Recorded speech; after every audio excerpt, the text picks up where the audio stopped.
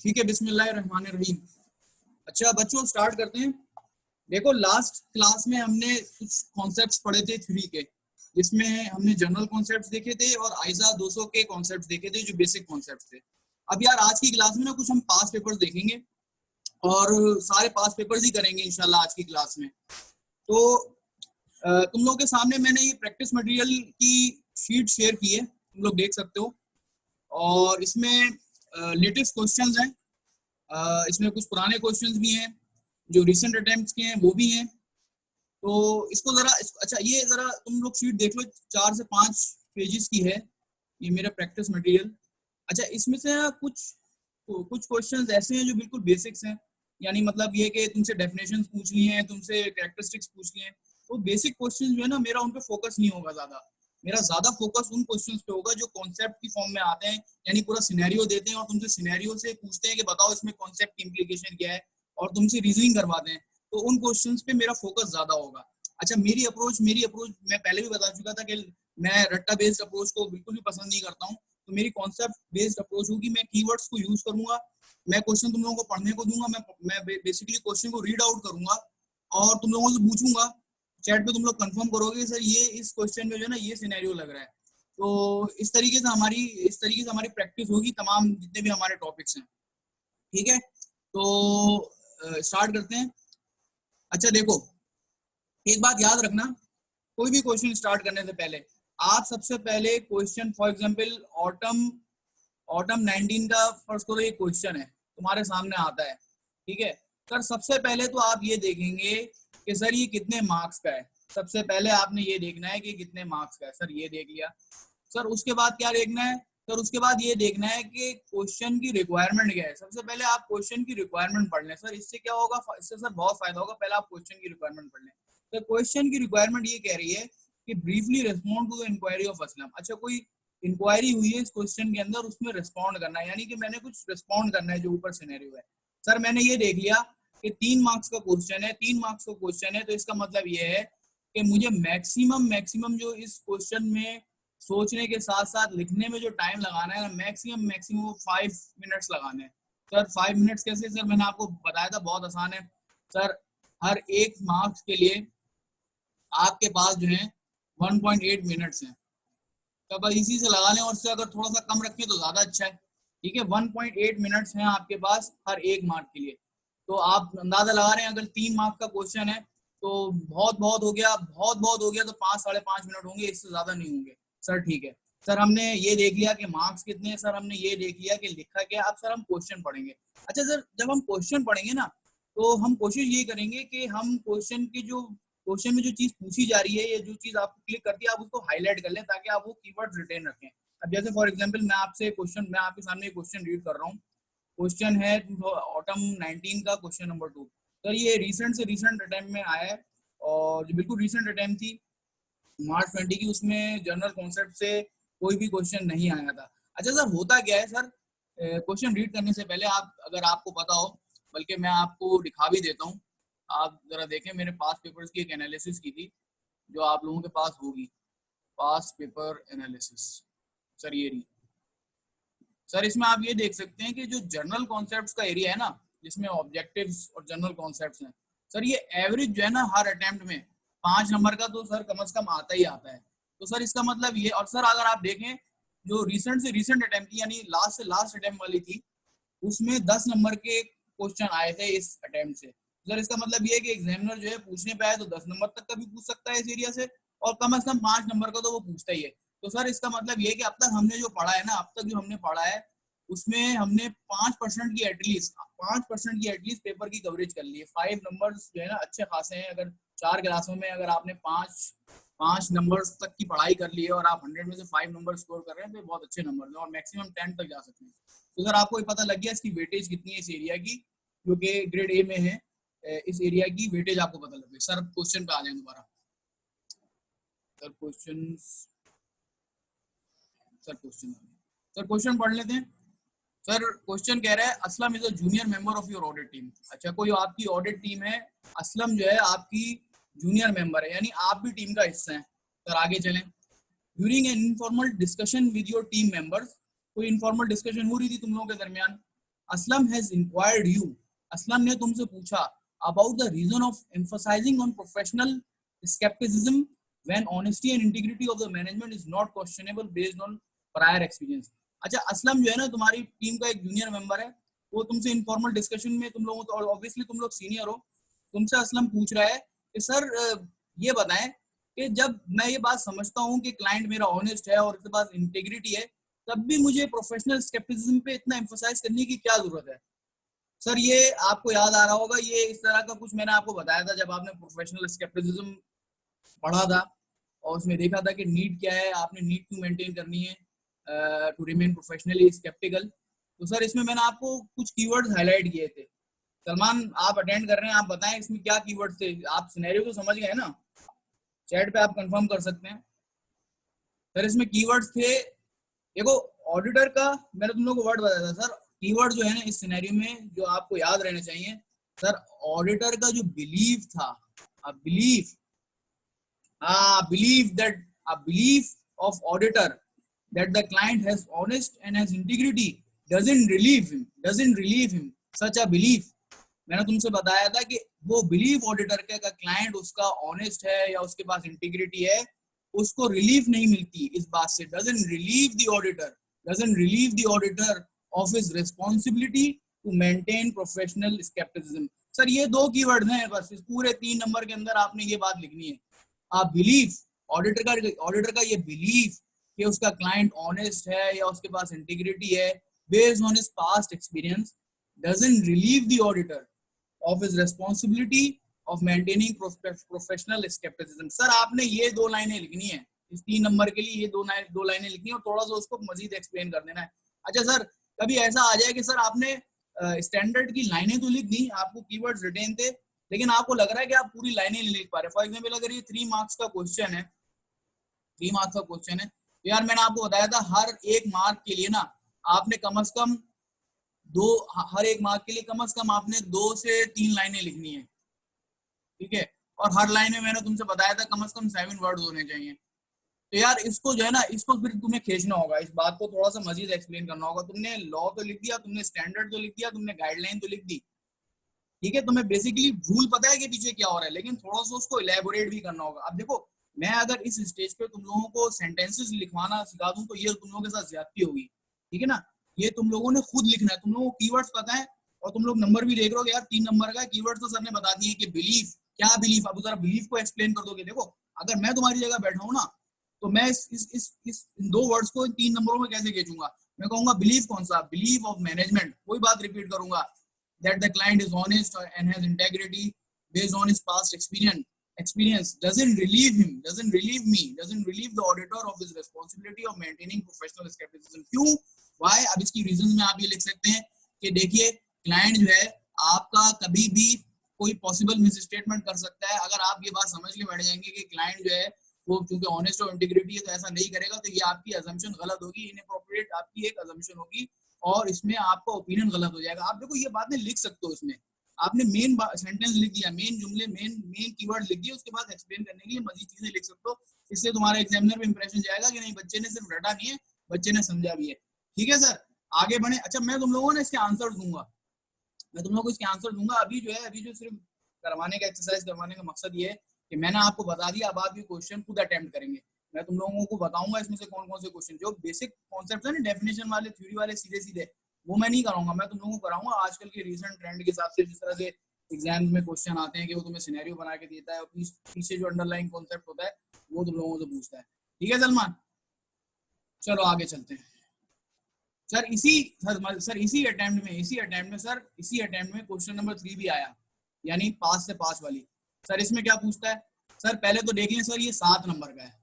Sir 7 number का मतलब ये है, सर 7 नंबर का मतलब ये है कि कम से कम जो है ना, ये ज्यादा से ज्यादा मुझे इसमें सर 12 से 13 मिनट के अंदर जो है ना, 12 से 13 मिनट के अंदर मुझे ये सवाल सोचना समझना भी है और लिख के कंप्लीट कर देना है। 12 से 13 मिनट पर, इससे ज्यादा मैक्स टाइम मैं नहीं दे सकता। अगर मैं इससे ज्यादा दे रहा हूँ तो फिर मेरा वो फिर लिमिट खत्म हो रही है मेरी टाइम की ना। फिर अगर ऐसी गलती करूंगा मैं तो आखिर में मैं कुछ ना कुछ 2-3 क्वेश्चन छोड़ के आऊंगा, तो ये गलती कभी भी नहीं करना। पहले सबसे पहले मार्क्स देखना कितने आए, उसके बाद लिख लेना साइड में, पेंसिल से भले लिख लेना कि सर ये जो है ना सर अगर 7 मार्क्स का क्वेश्चन है तो सर अगर 2 से मल्टीप्लाई करेंगे तो 14 होगा और 14 से थोड़ा कम ही रखना है क्योंकि 1.8 है, तो सर 12 से 13 मिनट के अंदर ये मेरा सवाल हो जाना चाहिए सर। पहली बात ये देख लीजिए सर 7 नंबर का है। अच्छा सर फिर इसकी रिक्वायरमेंट पढ़ लें। रिक्वायरमेंट में लिखा है कि discuss how will you respond to the viewpoints of Amjad. अच्छा अमजद के कोई व्यू पॉइंट्स हैं, आप कैसे रेस्पॉन्ड करेंगे? आपने रेस्पॉन्ड करना है, यानी कोई इसका आंसर देना है। आप देखें हाईलाइट कर रहा हूँ, respond to the viewpoints of Amjad regarding the audit of financial statement. कोई ऑडिट हुआ है फाइनेंशियल स्टेटमेंट्स के और आपने रेस्पॉन्ड करना है अमजद को। सर क्वेश्चन पढ़ लें। सर अमजद जो है is the chief executive and majority share holder of a newly incorporated private limited company. Amjad जो है चीफ एग्जीक्यूटिव है और मेजॉरिटी शेयर होल्डर है of a newly incorporated private company. कुछ स्टेडिया कंपनी लग रही है, क्लोजली हेल्ड भी मालूम हो रही है क्योंकि चीफ एग्जीक्यूटिव है और मेजॉरिटी शेयर होल्डर। अच्छा देखो ये एक एक जुमले का ना, एक एक जुमले का बहुत इंपॉर्टेंट मायने होते हैं, इसको सिर्फ स्किप नहीं करना। चीफ एग्जीक्यूटिव है यानी पावरफुल पोजीशन में, और उससे ज्यादा बड़ी बात क्या बता रहा है कि मेजॉरिटी शेयर होल्डर भी है। यानी कहने का मतलब ये है, अगर सिर्फ इस सेंटेंस से जुमले से मैं मतलब निकालूं ना कि भाई ये सिर्फ चीफ एग्जीक्यूटिव नहीं है, ये मेजॉरिटी शेयर होल्डर है और कंपनी भी नई नई बनी है, यानी कि मेजॉरिटी शेयर होल्डर है तो क्लोजली हेल्ड भी है। इसका जो share holder for example majority share holder अगर अपना ही बंदा या खुद कोई बोर्ड में ले आए तो इसका मतलब ये है कि वो इन्फ्लुएंस कर सकता है कंपनी की डिसीजन मेकिंग पे। प्लस ये कि कंपनी भी जो है वो न्यूली इनकॉर्पोरेटेड है।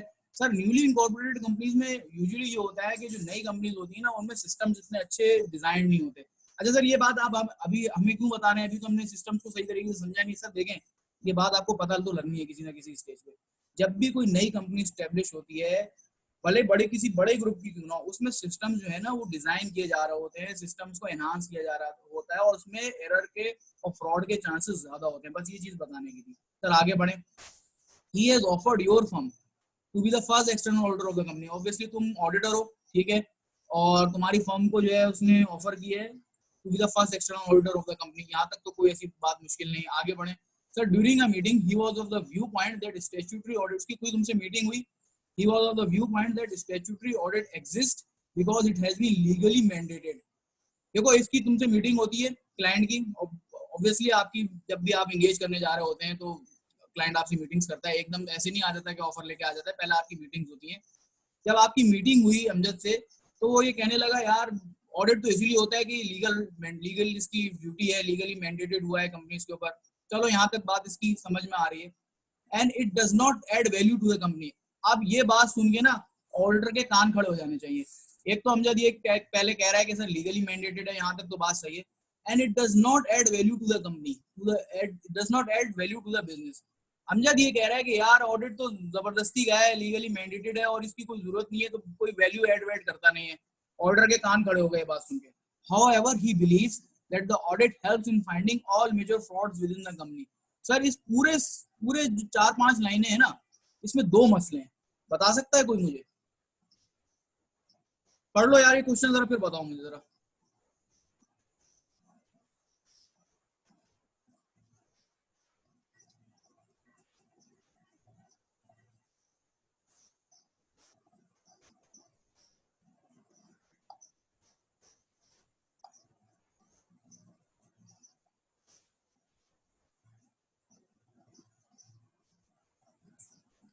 चलिए देखें इस सवाल को, आप पहले तो देख लें इसमें मसले क्या हैं। सर एक मसला जो अमजद का है वो ये कह रहा है कि ये ऑडिट का कोई फायदा नहीं है, वैल्यू ऐड नहीं करता। सर मेरे ख्याल से ना अमजद को बेनिफिट्स या एडवांटेजेस ऑफ ऑडिट पता नहीं है। तो सर इस क्वेश्चन में इसको काउंटर करने के लिए जो आपने पॉइंट्स लिखने होंगे, सर पहला तो आपने ये लिखना होगा कि एडवांटेजेस क्या है स्टैट्यूटरी ऑडिट के, एडवांटेजेस ऑफ स्टैट्यूटरी ऑडिट। अच्छा सर ये दोनों एंगल से आप लिख सकते हैं इस सवाल के अंदर। देखो ये स्केच में सेट कर रहा हूँ, अभी मैं स्केच सेट कर रहा हूँ।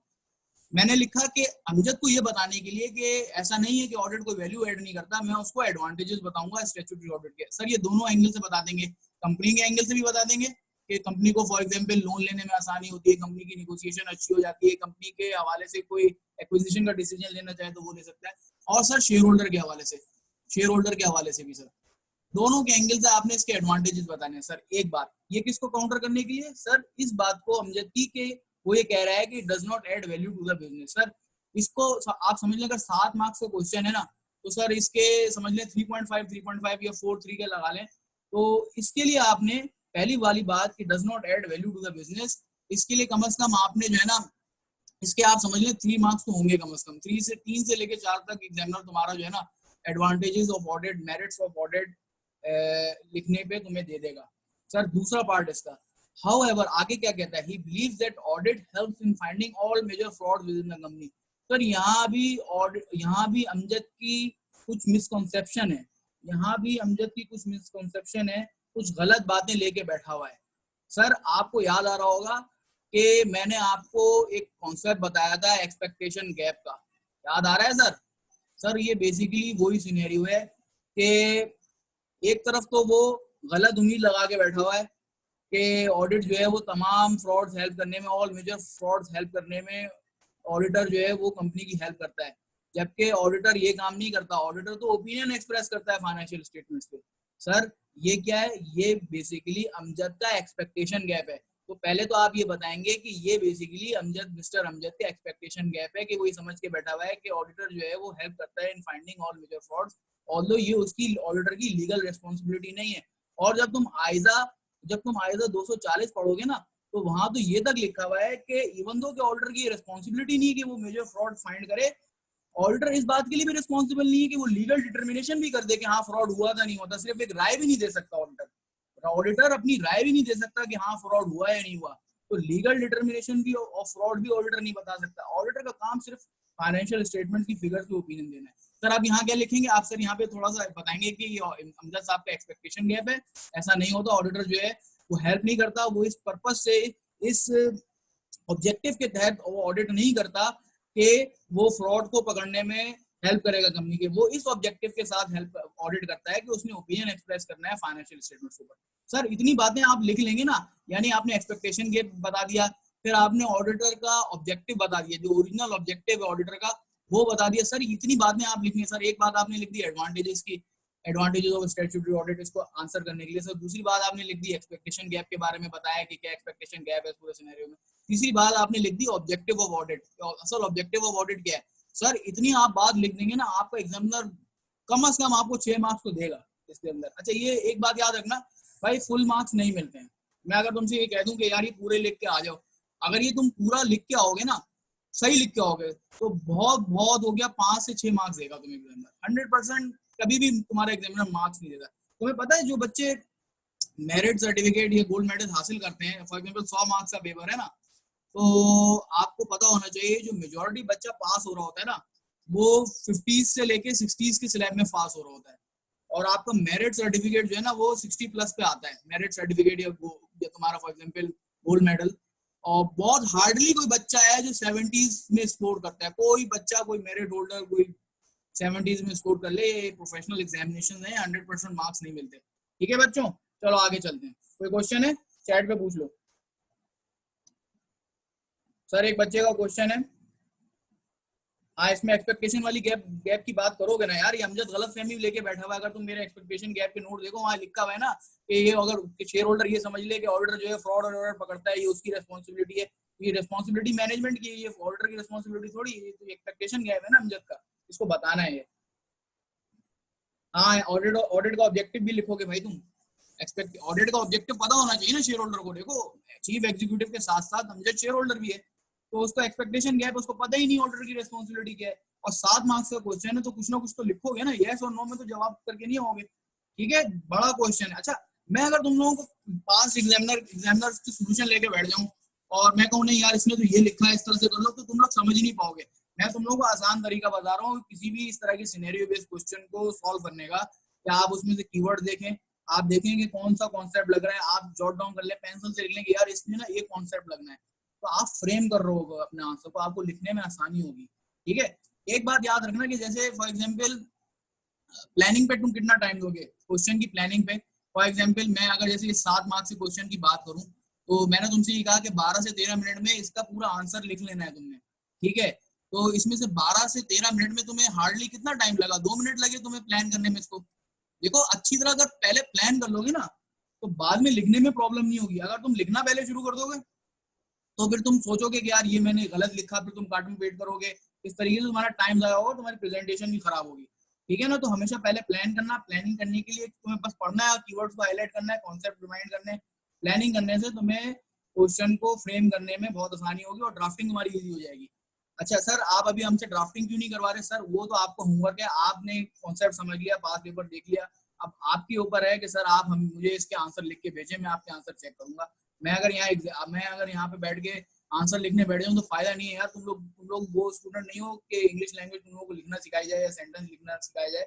ये यहाँ तुम लोगों के साथ गलत हो जाएगा। तुम लोग कॉन्सेप्ट बताना, तुम लोग को उसकी स्किल्स बताना कि किस तरह ड्राफ्ट करना, ये ज्यादा इंपॉर्टेंट। ठीक है, आगे बढ़ रहे हैं सर, नेक्स्ट क्वेश्चन पे आ जाए। Sir autumn 18, sir autumn 18, sir ये भी आपका रिसेंट पास पेपर्स का क्वेश्चन है और देखो सिमिलर ट्रेंड है। इसके बाद के क्वेश्चन देखोगे ना तो तुम लोग को बिल्कुल हल्के लगेंगे कि यार वो तो कुछ पूछता ही नहीं था हमसे पिछले वालों में से। तो सर ये अब थ्योरी बेस्ड आते हैं और इस दफा भी बहुत चांस है कि थ्योरी बेस्ड ही आएगा। सर क्वेश्चन पढ़ लें। सर अब पहले तो सबसे पहले रिक्वायरमेंट, सर रिक्वायरमेंट देखें क्या है। सर 8 मार्क्स का क्वेश्चन है, 8 मार्क्स का क्वेश्चन है, तो इसका मतलब ये है कि 14 से 15 मिनट में हो जाना चाहिए। ठीक है, पहली। सर रिक्वायरमेंट क्या है? Requirement write a letter to your friend to remove his misconception related to the audit of financial statement including brief explanation of your point of view. Sir ये भी कुछ ऐसे ही लग रहा है कि आपका कोई दोस्त है, उसको कुछ मिसकंसेप्शन है regarding audit of financial statement, जिसपे तुमने क्लैरिफिकेशन देनी है। सर पहले अभी अभी यहाँ किसी नतीजे पे नहीं पहुंचे, बस रिक्वायरमेंट पता है। सर पहले क्वेश्चन पढ़ लें। सर क्वेश्चन पढ़ लें, क्वेश्चन में क्या लिखा है। A friend of yours, तुम्हारा एक दोस्त has invested in the share of Ascender Limited, या Ascender Limited कोई कंपनी है, उसने वहां पे इन्वेस्टमेंट की तुम्हारे दोस्त ने। On receiving the company's annual report, he यानी तुम्हारा दोस्त, he made the following comments। तुम खड़े हुए थे, तुम्हारे सामने ये बोला उसने। वो क्या कहता है तुम्हारा दोस्त ये कहता है the auditor has expressed an unqualified opinion, यानी एसेंडर कंपनी का जो ऑडिटर है उसने क्लियर ओपिनियन दिया है, कोई मसला नहीं है। या ये अनक्वालिफाइड का मतलब सर क्लियर है। सर ये तो अभी आपने बताया नहीं यार, अभी इसमें डिटेल में जाने की जरूरत नहीं है, बस ऑडिटर ने क्लीन रिपोर्ट दी है, तुम्हारा दोस्त बता रहा है। सिंस अभी तुम्हारा दोस्त मजीद कह रहा है, since the auditor must have arrived at his opinion after testing majority of the transaction. अब तुम्हारा दोस्त ये कह रहा है कि चूंकि उसने क्लियर ओपिनियन दिया है तो हो सकता है ऐसे, तो ही मस्ट हैव, अब वो सोच के बैठा हुआ है कि he must have arrived at this opinion after checking majority of the transaction, यानी तुम्हारा दोस्त तुमसे ये कह रहा है तो ऑडिटर ने जो है ना मेजॉरिटी ऑफ द ट्रांजैक्शंस को चेक किया है। सर आपने ऑडिट पढ़ा है, ठीक है, यहाँ आपको कुछ क्लिक होना चाहिए after testing majority of the transaction. Sir यहाँ जो है ना ये कुछ बात यहाँ पे गलत लग रही है, after testing majority of the transaction. Sir अगर आप देखें तो आपको पता है ऑडिटर जो है ना सैम्पलिंग बेसिस पे ऑडिट करता है, और सैम्पलिंग बेसिस में एक रीजनेबल साइज होता है आपकी ट्रांजैक्शंस का, सैंपल्स का। 100% या नियर टू 100% या मेजॉरिटी नहीं होती, ये बात याद रखिएगा। सैंपल साइज में मेजॉरिटी ऑफ द ट्रांजैक्शंस नहीं लेते। तो सर पहली यहाँ पे मिसकंसेप्शन जो कि सवाल में लिखी है, सर पहली मिसकंसेप्शन आपके इस दोस्त की है कि ही डजंट नो कि ऑडिटर जो है वो sampling methods approach, sampling methodology इस्तेमाल करता है, सैम्पलिंग मेथड्स होते हैं, और he doesn't check majority of the transaction. तो इसकी मिसकंसेप्शन, पहली मिसकंसेप्शन इस पूरे सवाल में ये पता लग गई कि ये समझ के बैठा हुआ है मेजॉरिटी ऑफ द ट्रांजैक्शंस का हम ऑडिट करते हैं। ठीक है, पहली मिसकंसेप्शन। सर दूसरी क्या है, therefore the financial statements are correct in all respects। Sir यहाँ पे भी मसला है, इस जुमले में भी मसला है। फिर ये कंक्लूजन निकाल रहा है तुम्हारा दोस्त कि therefore the financial statements are correct in all respects। Sir ये जुमला भी ना सही नहीं है, सर ये जुमला भी सही नहीं है, यहाँ पे भी मसला है। तुम्हारा दोस्त ये नतीजा निकाल के बैठ गया कि ऑडिटर चूंकि कह रहा है कि उसने ओपिनियन दे दिया है, तुम्हारा दोस्त ये समझ के बैठ गया कि फाइनेंशियल स्टेटमेंट जो है आर करेक्ट, यानी बिल्कुल ठीक है, कोई मसला ही नहीं है इन ऑल रेस्पेक्ट। सर क्या ऐसा होता है? सर क्या ऐसा होता है? नहीं सर, ऐसा नहीं होता। सर ऐसा नहीं होता, आपके दोस्त के अंडरस्टैंडिंग में बहुत मसला है। यानी आपका दोस्त ये समझ के बैठा है कि अगर ऑडिटर ने किसी कंपनी के ऑडिटर ने ओपिनियन दे दिया और क्लियर ओपिनियन दिया तो इसका मतलब है कि फाइनेंशियल स्टेटमेंट 100% करेक्ट है। नहीं सर, नहीं। यहाँ हमें पहला ऑब्जेक्टिव पता होना चाहिए, यहाँ हमें पहला ऑब्जेक्टिव ऑडिट का पता होना चाहिए। सर वो ये है कि ऑडिट में हम ये देखते हैं, एक रीजनेबल एश्योरेंस ऑब्टेन करते हैं that FS are free from material misstatement, यानी हम कहते हैं free from material misstatement, not all misstatements. याद आ रहा है ऑब्जेक्टिव बच्चों? सर दूसरी मिसकंसेप्शन इस सवाल में इसकी है कि ये समझ के बैठा हुआ है कि ऑडिट जो है जब हो गया तो करेक्ट होगा, बिल्कुल तमाम फिगर्स जो है ना एफएस 100% करेक्ट होंगे, ऐसा नहीं है। सर दूसरी मिसकंसेप्शन मैं देखो अभी हाईलाइट कर रहा हूँ मिसकंसेप्शन। सर आगे चलें। Since no control deficiencies and fraudulent conduct had been reported by the auditor, I can safely invest further amount of money in the company. Sir यहाँ पे भी मसला है, सर यहाँ पे भी मसला है। Since no control deficiencies and fraudulent conduct has been reported by the auditor. Sir यहाँ पे भी मसला है। सर वो ये समझ के बैठा हुआ है कि चूंकि ऑडिटर ने कंट्रोल डेफिशिएंसीज और फ्रॉडुलेंट कंडक्ट के बारे में बताया नहीं है तो वो फर्दर अमाउंट भी कंपनी में इन्वेस्ट कर सकता है। भाई इसको पता ही नहीं ऑडिटर का रिस्पॉन्सिबिलिटी क्या है, किस जगह उसने ओपिनियन देना है। भाई कंट्रोल्स के ऊपर तो ऑडिटर ओपिनियन देता ही नहीं है, चाहे वो अच्छे हो चाहे वो बुरे हो। आपको बताया था ना मैंने, कंट्रोल्स के ऊपर आपको ऑडिटर कभी भी ओपिनियन नहीं देता, वो फिगर्स पे ओपिनियन देता है। तो सर ये एक तीसरा मसला था निकला कि वो ही समझ के बैठा हुआ है कि कंट्रोल्स के ऊपर भी ओपिनियन दिया जाता है। सर तीसरा मसला कि इसको ये बताना है कि कंट्रोल्स के ऊपर ओपिनियन नहीं दिया जाता। And fraudulent conduct in the company, वो ये भी समझ के बैठा हुआ है कि ऑडिटर जो है वो क्योंकि उसने कोई फ्रॉडुलेंट कंडक्ट को रिपोर्ट नहीं किया है तो वो फर्दर अमाउंट इन्वेस्ट कर सकता है। भाई ऑडिटर का काम ही नहीं है कि वो फ्रॉडुलेंट कंडक्ट को रिपोर्ट करे। हाँ, अगर उस फ्रॉडुलेंट कंडक्ट से कोई फाइनेंशियल स्टेटमेंट्स के अंदर मिस स्टेटमेंट आ रही है तो वो उसको रिपोर्ट करेगा, वो डायरेक्ट फ्रॉड को रिपोर्ट नहीं करेगा। तो सर ये भी मिसकंसेप्शन है। तीसरी के बाद चौथी कि ऑडिटर जो है वो फ्रॉड को रिपोर्ट करता है। नहीं सर, ये मिसकंसेप्शन है मेरे दोस्त की। आगे चलें। Because there is no risk that I will lose my money due to fraudulent conduct of the management or misrepresentation in the financial statement. Sir ये चौथी मिस स्टेटमेंट आ गई। सर उसके बाद ये कह रहा है because there is no risk that I will lose my money due to fraudulent conduct of the management। यार इसकी बातचीत से ये लग रहा है कि अगर किसी ऑडिटर ने किसी कंपनी की फाइनेंशियल स्टेटमेंट पे क्लियर ओपिनियन दिया है तो इन्वेस्टर जो है ना वो सेफली इन्वेस्ट कर सकता है। भाई ये ऑडिटर ने अपनी फाइनेंशियल स्टेट रिपोर्ट के ऊपर कहाँ लिखा हुआ है कि मेरा चूंकि क्लियर ओपिनियन है तो आप सेफली इन्वेस्ट कर लो, आपकी मनी लूज नहीं होगी, मैनेजमेंट जो है वो फ्रॉड नहीं करेगी या आपका पैसा जो है वो सरमाया आपका सेफ रहेगा, ऐसा कहीं नहीं लिखा हुआ। तो ये भी मिसकंसेप्शन है। ये बेसिकली ये तमाम जितनी भी बातें अब तक हम डिस्कस करके आए हैं ये तमाम बातें एक्सपेक्टेशन गैप के सिनेरियो को रिलेट कर रही हैं, एक्सपेक्टेशन गैप को जो है ना एक्सपेक्टेशन गैप को एड्रेस कर रही हैं तमाम बातें। सर समझ में आ रही है बात? तो सर पांचवी मिसकंसेप्शन ये है कि वो ये समझ के बैठा हुआ है there is no risk that I will lose my money. ठीक है, तो ये भी बताना है कि इवन दो के फाइनेंशियल स्टेटमेंट्स पे सर एक बच्चे ने सवाल किया कि इसको ड्राफ्ट कैसे करेंगे। बेटा मैं तुम लोगों को पॉइंट बता रहा हूँ कि पहली मिसकंसेप्शन क्या है, दूसरी मिसकंसेप्शन क्या है, तुम इसको नोट करो ना। 8 मार्क्स का ये तुम्हारा क्वेश्चन है तो 8 मार्क्स का मतलब ये कि 14 से 15 मिनट तुम्हें चाहिए होंगे। तो यार कम से कम प्लानिंग में 2 से 3 मिनट तो निकालोगे ना प्लानिंग में इसकी। तो मैं तो तुम लोगों को डिटेल में रिपीट कर करके बता रहा हूँ, जब तुम एग्जाम में होगे तो तुम लोग को तुम्हें फौरन क्लिक कर रही होंगी चीजें। ठीक है ना, 1 से 2 मिनट में तुम ये सवाल पढ़ लोगे और 1 से 2 मिनट में इसकी प्लानिंग कर लोगे। यार इतना टेंशन लेने की बात नहीं है। सर इसको कैसे प्लान करेंगे, ड्राफ्ट कैसे करेंगे, वही तो मैं आपको लिखना सिखा रहा हूँ। सर आपको इस सवाल में ये पता लग गया कि सवाल में 5 मसले हैं।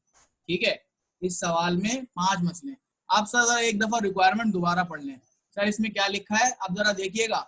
इसमें कह रहे हैं कि write a letter to your friend. Sir जब वो लेटर कह रहा है तो इसका मतलब ये है कि आपको लेटर का फॉर्मेट बनाना होगा, लेटर फॉर्मेट इस्तेमाल करना होगा। सर बहुत सिंपल है यार। और एक बात याद रखना कि आईकैप का जो एग्जामिनर है ना, आईकैप की जनरल गाइडलाइंस आपको पता हो कि अगर लेटर मेमोज वगैरह आ जाए तो आपने उसमें अपना नाम पता ओरिजिनल कुछ भी नहीं लिखना है। ठीक है, आपने XYZ to friend XYZ from, ठीक है, फिर डेट, देन सब्जेक्ट। ठीक है, सब्जेक्ट या सब्जेक्ट में आप लिख दो रिप्लाई टू योर लेटर या क्लैरिफिकेशन ऑफ योर मिसकंसेप्शन। इस तरह करके बात आप लिख लें। देखो इसमें ना कोई हार्ड एंड फास्ट बात नहीं है, इतना मुश्किल ये तुम्हारी इंग्लिश लैंग्वेज की टेस्टिंग का पेपर नहीं है, तुम्हारे कीवर्ड्स की टेस्टिंग का और तुम्हारे कॉन्सेप्ट्स की टेस्टिंग का पेपर है। ठीक है, टू XYZ जो भी तुम्हारा फ्रेंड है। ठीक है, फ्रॉम माई सेल्फ। ठीक है, डेट में आप लिखते हैं डेट जो भी है। सब्जेक्ट क्लैरिफिकेशन ऑफ मिसकंसेप्शन ये लिख दो, clarification of your misconception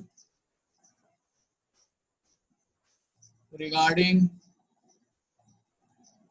audit of SS। देखो यार देखो इसमें लेटर का अगर तुम इसके एग्जामिनर के कमेंट देखोगे ना ले जाके इस सवाल के तो वो कहेगा यार मैंने 2 मार्क्स जो है ना इसमें से 2 मार्क्स जो है ना मैंने सिर्फ फॉर्मेट के रखे थे। तो जिस बच्चे ने जो है वो ये नहीं देखा कि लेटर लिखने को कह रहा है और 8 मार्क्स का क्वेश्चन है तो यार 2 मार्क्स तो वो अपने इसी चक्कर में निकाल के छोड़ के आ गया।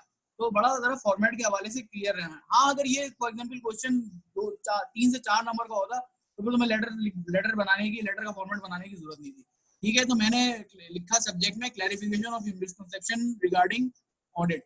अब इसमें तुम रेफर कर दोगे, refer to our earlier conversation which we had on this date, ठीक है ना। I would like to clarify your following misconception, ये तुमने एक लाइन बना दी, ठीक है। उसके बाद फिर पॉइंट वाइज बताओ, पॉइंट वाइज तुम बताओगे पहली मिसकंसेप्शन कि आप ये बताएंगे sir in audit we are the auditor is not responsible to check majority of the transactions as the audit is conducted on sampling basis as per ISA 530 जब तुम पढ़ोगे, ठीक है ना। ये पहली मिसकंसेप्शन आपकी क्लैरिफाई हो गई। अच्छा, इसमें ज्यादा लंबा नहीं करना, फिर जब तुम फॉर्मेट बना रहे हो, सब डिटेल लिख रहे हो, लेटर हेड भी बना रहे हो, सब तो उसको हर क्लैरिफिकेशन को एक्सप्लेन करने के लिए ज्यादा टाइम नहीं लेना, क्योंकि 5 क्लैरिफिकेशन है, लेटर हेड का फॉर्मेट भी बनाना है, ज्यादा लंबा नहीं करना, टाइम से रन आउट हो जाओगे।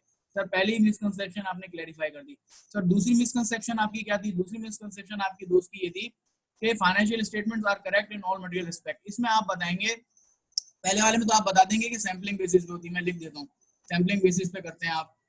दूसरे वाले में आप ये बताएंगे कि फाइनेंशियल स्टेटमेंट जो तुम्हारा दोस्त कह रहा है कि are correct in all respect, आप उसको बताएंगे कि हम ओपिनियन देते हैं कि FS are free from material misstatement, not all misstatement, free from material misstatement,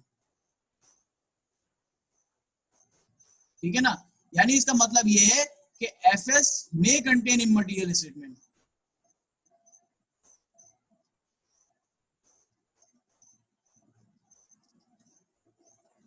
ठीक है। आप इसमें ये बात लिख देंगे। सर तीसरा पॉइंट क्या था?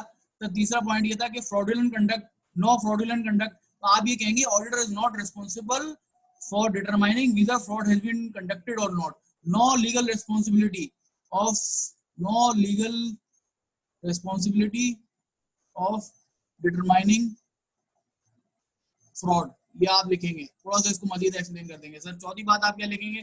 चौथा पॉइंट क्या था? नहीं, चौथा पॉइंट जो था आपका ये वाला चौथा पॉइंट था, ये वाला आपको चौथा पॉइंट था। सर तीसरा पॉइंट क्या था? तीसरा पॉइंट ये था कि no control deficiencies has been reported. आप इसमें ये लिखेंगे कि auditor is not responsible for expressing his opinion on control deficiencies, no opinion on internal controls. Auditor, आप देखो ये बात मैं तुम्हें पूरा सेंटेंस नहीं, मैं तुम्हें सिर्फ बता रहा हूँ लिखना क्या है। Auditor is not responsible for expressing opinion on the internal controls as his responsibility is to express the opinion on the figures on the FS. ये बात लिखनी है बता आपने। सर तीसरी बात भी हो गई, चौथी बात भी हो गई, पांचवी बात ये कि वही समझ के बैठा हुआ है कि ऑडिटर उसको, चूंकि ऑडिट हो गया तो इसका मतलब ये है कि share holder can safely invest in the shares of the company. तो इसमें आप ये लिखेंगे कि ऑडिटर जो है ना, ऑडिटर की तरफ से कोई रिकमेंडेशन ये नहीं है, no recommendation to invest in the share, या कोई ऑडिटर इस तरह की गारंटी नहीं दे रहा है। तो आप यहाँ ये बताएंगे कि there is an expectation gap with my friend, that he is understanding that the auditor is saying to invest in the shares, although he is not saying, he is not making, he is not giving you opinion as to whether you should invest, he is not giving you an advice. तो आप ये लिखेंगे no advice, no advice to invest in shares of any company। Auditor audit करने के बाद कोई advice थोड़ी देता है शेयर होल्डर्स को, वो तो शेयर होल्डर का अपना ओपिनियन जजमेंट है कि यार चूंकि ऑडिट रिपोर्ट क्लियर है तो वो इन्वेस्ट कर सकते हैं, बट ऑडिटर ये नहीं कह रहा कि क्योंकि मैंने क्लियर ओपिनियन दिया है तो यू कैन सेफली इन्वेस्ट। तो यार ये चार पांच मिसकंसेप्शंस हैं। और उसके बाद फिर जब आपने ये मिसकंसेप्शन लिखी तो फिर आप नीचे लिखेंगे I hope now you are cleared with your misconceptions, ठीक है ना। इस तरह की बात लिख के आप एंडिंग रिमार्क्स डाल के उसको क्लोज कर दोगे। ये आपका एक लेटर का फॉर्मेट हो जाएगा। बस बहुत है यार इतना लिखने के लिए, 8 मार्क्स के लिए। 8 मार्क्स के लिए अगर आप ये सब फनकारियां करोगे ना, उसके बाद भी आपका एग्जामिनर आपको 6 से 7 मार्क्स देगा। अगर बहुत किसी ने बहुत अच्छा लिखा हो, 6 से 7 मार्क्स जो है ना वो स्कोरेबल है। मैक्सिमम जो होंगे ना वो 6 होंगे, 7 वाला तो कोई बहुत ही एक्सेप्शन होगा, ठीक है। सर चैट देख लें आपकी क्वेश्चन। सर आप ये ड्राफ्ट करके लाए, मैंने आपको बता दिया है। मैं यहाँ तुम लोगों को ड्राफ्टिंग की स्किल्स बता रहा हूँ किस तरह करना है। मैं यहाँ पूरा ड्राफ्ट करके नहीं दिखा रहा हूँ, ठीक है ना। मैं ड्राफ्ट करके नहीं दिखा रहा हूँ, तो तुम लोगों को खुद करना है। देखो क्योंकि अब जो नेक्स्ट क्वेश्चन आएगा ना यार, वो इससे चेंज आएगा। फायदा नहीं है मैं तुम लोगों को लेके बैठ जाऊँ और फिर कोई नई चीज आ जाए। तो तुम लोगों को नई चीज अटेम्प्ट करने का ना तुम्हें आना चाहिए, ठीक है सलमान, सुहेल। चलो आगे बढ़ते हैं। सर नेक्स्ट क्वेश्चन, यार कोई अगर क्वेश्चन है तो चैट पे पूछ लो, क्लियर कर लो। ठीक है चले आगे बढ़ते हैं। सर ऑटम 16 का क्वेश्चन आया है, ये भी थ्योरी बेस्ड लग रहा है। सर कितने मार्क्स का है? सर 3 मार्क्स का है। सर इसका मतलब ये है कि 5 मिनट के अंदर अंदर हो जाना चाहिए सर, 5 मिनट के अंदर अंदर हो जाना चाहिए सर। अच्छा सर इसकी रिक्वायरमेंट क्या है? सर पढ़ लें पूरा, इसमें रिक्वायरमेंट अलग से नहीं लिखी हुई। In relation to the audit on financial statements and the contents thereof under the revised ISAs discuss the appropriateness और otherwise of the following statement. यानी वो ये कह रहा है कि जो स्टेटमेंट्स हैं बताओ ये सही है या नहीं है आइजास के कॉन्टेक्स्ट में।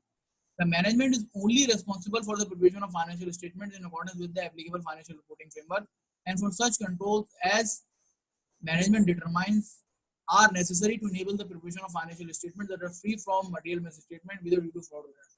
सर जरा इस सेंटेंस को ना दोबारा पढ़ें, Aahista Aahista, slow slow. Sir management is only responsible for the preparation of financial statements in accordance with financial reporting framework. Sir क्या मैनेजमेंट ओनली रिस्पॉन्सिबल है? सर यहाँ मुझे याद आना चाहिए कि मैनेजमेंट की ना हमने रेस्पॉन्सिबिलिटीज पढ़ी थी सर, वो 5 रेस्पॉन्सिबिलिटीज नहीं, 5 रेस्पॉन्सिबिलिटीज, 5 रेस्पॉन्सिबिलिटीज नहीं, 5 responsibilities. Management is only responsible for the preparation of financial statement in accordance with the framework and for such controls as the management determines as are necessary to prepare the financial statements that are free from material misstatements. Sir सिर्फ क्या management financial statements को बनाने के लिए responsible है और उन controls को सेटअप करने के लिए रेस्पॉन्सिबल है जो कि फाइनेंशियल स्टेटमेंट को प्रिपेयर करती हैं? नो, इस सेंटेंस में कमी है। मैनेजमेंट इसके लिए तो रेस्पॉन्सिबल है ही, बाकी और जो रेस्पॉन्सिबिलिटीज थी सर, क्या क्या रेस्पॉन्सिबिलिटीज थी याद करें सर। सर क्या क्या रेस्पॉन्सिबिलिटीज, मैनेजमेंट की रेस्पॉन्सिबिलिटीज याद आ रही है आपको? सर पहली रेस्पॉन्सिबिलिटी थी preparation of the financial statement, सही है, याद आ गई। सर नंबर 2 दूसरी रेस्पॉन्सिबिलिटी थी prevention, correction and detection of frauds and error. Sir वो तो बात यहाँ पे लिखी भी नहीं है, तो सर आप ये भी लिखेंगे इन एडिशन, अब इस सवाल का जो आप जवाब देंगे, in addition to the above statement the auditor is also responsible for the management is also responsible for the following। ठीक है, इसके लिए भी also responsible है। तो आप ये लिखेंगे, आप ये नहीं कहेंगे कि ये जुमला गलत है, आप ये नहीं कहेंगे कि this statement is wrong, आप ये कहेंगे कि in addition to the above responsibility the management is also responsible for the following। ये जो only लिख दिया है ना यार, ये मसला है इस पूरे सवाल के अंदर। अगर ये सिर्फ ये लिखा होता management responsible for the preparation and for internal control, तो यार ये जुमला सही था। लेकिन अगर ये कोई लिख दे कि ये ओनली रिस्पॉन्सिबल है, तो इसका मतलब ये है कि उसको बाकी की 3 रिस्पॉन्सिबिलिटीज जो है ना उसका नहीं पता। यहाँ 2 रिस्पॉन्सिबिलिटीज का पता है, 2 रिस्पॉन्सिबिलिटीज लिखी हुई है। एक पहली रिस्पॉन्सिबिलिटी कि प्रिपरेशन ऑफ फाइनेंशियल स्टेटमेंट और system of internal controls, 2 responsibilities का जिक्र हो रहा है। सर वो जो 3 और रिस्पॉन्सिबिलिटीज हैं उसका भी तो जिक्र होना चाहिए। सर वो 3 और रिस्पॉन्सिबिलिटीज क्या है? सर फ्रॉड और error, prevention, detection, correction of fraud and error. Sir एक ये रिस्पॉन्सिबिलिटी थी, prevention, correction, detection of fraud and error. Sir तीसरी है फ्रॉड और एरर से related, fraud and error, prevention, correction and detection, इसके लिए भी तो मैनेजमेंट रिस्पॉन्सिबल है। सर मैनेजमेंट जो है, हाँ मैनेजमेंट जो है providing access to auditor, providing access to auditor, auditor को एसेस देनी है इंफॉर्मेशन की, providing access to auditor, management इसके लिए भी रिस्पॉन्सिबल है। और sir management written representation provide करने के लिए भी रिस्पॉन्सिबल है, रिटन रिप्रेजेंटेशन। तो सर ये बहुत आसान सा सवाल था, बहुत आसान था। हाँ प्रोवाइडिंग रिटन रिप्रेजेंटेशन से ये, तो सर ये मेरे ख्याल से हलवा सवाल है ये, अगर 3 मार्क्स का सवाल आया है इस तरह का, बहुत आसान सवाल है।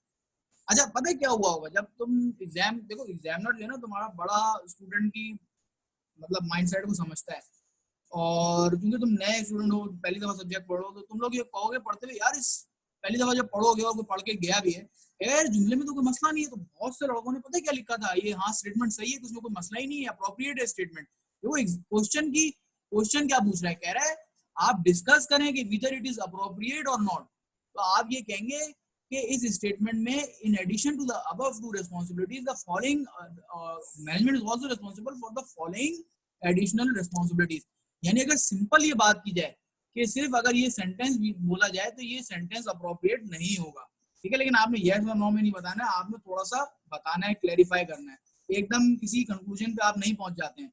अच्छा एक बात और याद रखना, जब भी एग्जाम में कोई सवाल जो है ना, फर्स्ट करो तुम्हें कोई कंक्लूजन पे पहुंचना है किसी सवाल के अंदर, किसी एग्जाम के, तो सर आप पहले कंक्लूजन से स्टार्ट नहीं करेंगे, आप कभी भी कंक्लूजन से स्टार्ट नहीं करेंगे। कंक्लूजन में तो भाई यस और नो होगा ना, यस और नो, सही है गलत है। आप पहले उसकी बेसिस से, पहले उसकी रीजनिंग से शुरू करेंगे बस। या आप एक टेक्निक अपने दिमाग में रखिएगा, ऑडिट का पेपर हो चाहे कोई भी पेपर हो, आप हमेशा बेसिस से सवाल स्टार्ट करेंगे, बेसिस रीजनिंग लॉजिक से पहले स्टार्ट करेंगे और फिर कंक्लूजन में पहुंचेंगे। ठीक है, चलें सर दूसरी स्टेटमेंट पे आ जाएं। सर दूसरी स्टेटमेंट पढ़ लें। सर ये भी 3 मार्क्स की है, 3 मार्क्स की है, तो इसका मतलब ये है कि यार यहाँ पे भी 5 मिनट होने चाहिए, इसकी भी अप्रोप्रिएटनेस जिक्र करनी है। The auditor obtains an understanding of the controls relevant to the audit in order to design audit procedures that are appropriate in the circumstances and for the purpose of expressing an opinion on the effectiveness of entities internal controls। ये कह रहा है कि auditor जो है वो controls की या सिस्टम्स की अंडरस्टैंडिंग लेता है ताकि उसने ऑडिट प्रोसीजर्स डिजाइन करने हैं, and also for the purpose of expressing an opinion on the effectiveness of internal control। Sir audit का ऑब्जेक्टिव याद आ रहा है? ऑडिट का ऑब्जेक्टिव याद आ रहा है? सर यहाँ बहुत बड़ा मसला है सर इस स्टेटमेंट के अंदर। यहाँ सर देखिए ऊपर की 2 लाइनें तो सही थी, ये जो एंड से शुरू हो ना, and also for the purpose of expressing, sir ये जो है ना ये गलत हो गया। कंट्रोल्स के ऊपर जो है ना सर ऑडिटर कभी भी ओपिनियन एक्सप्रेस नहीं करता है सर। सर कंट्रोल्स के ऊपर ऑडिटर कभी भी ओपिनियन एक्सप्रेस नहीं करता है। अब आप इसको लिखेंगे कैसे सर? सर ऑडिटर जो है ना फिगर्स और डिस्क्लोजर्स के ऊपर ओपिनियन दे रहा होता है, यानी फाइनेंशियल स्टेटमेंट्स के ऊपर ओपिनियन दे रहा होता है, कंट्रोल्स के ऊपर ऑडिटर ओपिनियन नहीं दे रहा होता। सर तो अब आपने इस स्टेटमेंट को आपने कैसे, इसका रिस्पॉन्स किस तरह देना है, अप्रोप्रिएट करना है। तो आप ये कहेंगे कि जो पहला पार्ट है ना कि ऑडिटर कंट्रोल्स की अंडरस्टैंडिंग लेता है और उसके लिए ऑडिट प्रोसीजर पर डिजाइन करता है, आप ये कहेंगे कि I agree to this extent. यहाँ इस एक्सटेंट तक तो एग्री कर रहे हैं कि ऑडिटर कंट्रोल की अंडरस्टैंडिंग लेता है, लेकिन जो दूसरी सेंटेंस लिखा हुआ है कि for the purpose of expressing he also expresses an opinion, this is wrong because it is not in the objective of the auditor। अब इस तरह लिखोगे, it is not in the objective of the auditor to express an opinion on the effectiveness of the internal controls because he is responsible to express his opinion on FS only। देखो opinion जो होता है ना, opinion is on FS only, opinion is on FS only। ये बातें आप लिखेंगे। Sir क्यों नहीं है ऐसा? सर बोलेंगे ऑब्जेक्टिव नहीं ऑडिटर का, बस खत्म। ये ऑब्जेक्टिव ही नहीं है ऑडिटर का कि ओपिनियन उसने इफेक्टिवनेस ऑफ इंटरनल कंट्रोल के बारे में ओपिनियन देना है, ये गलत हो जाएगा।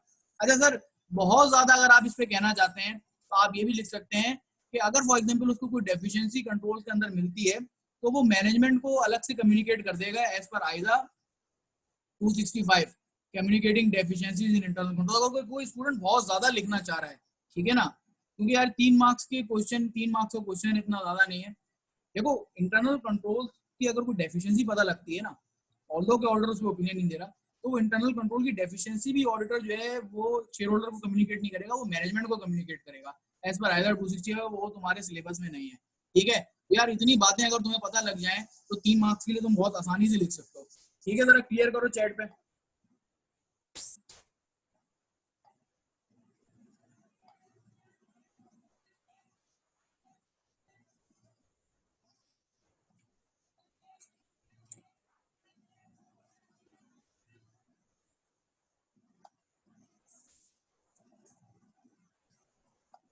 ठीक है सर आगे बढ़े, सर आगे बढ़े।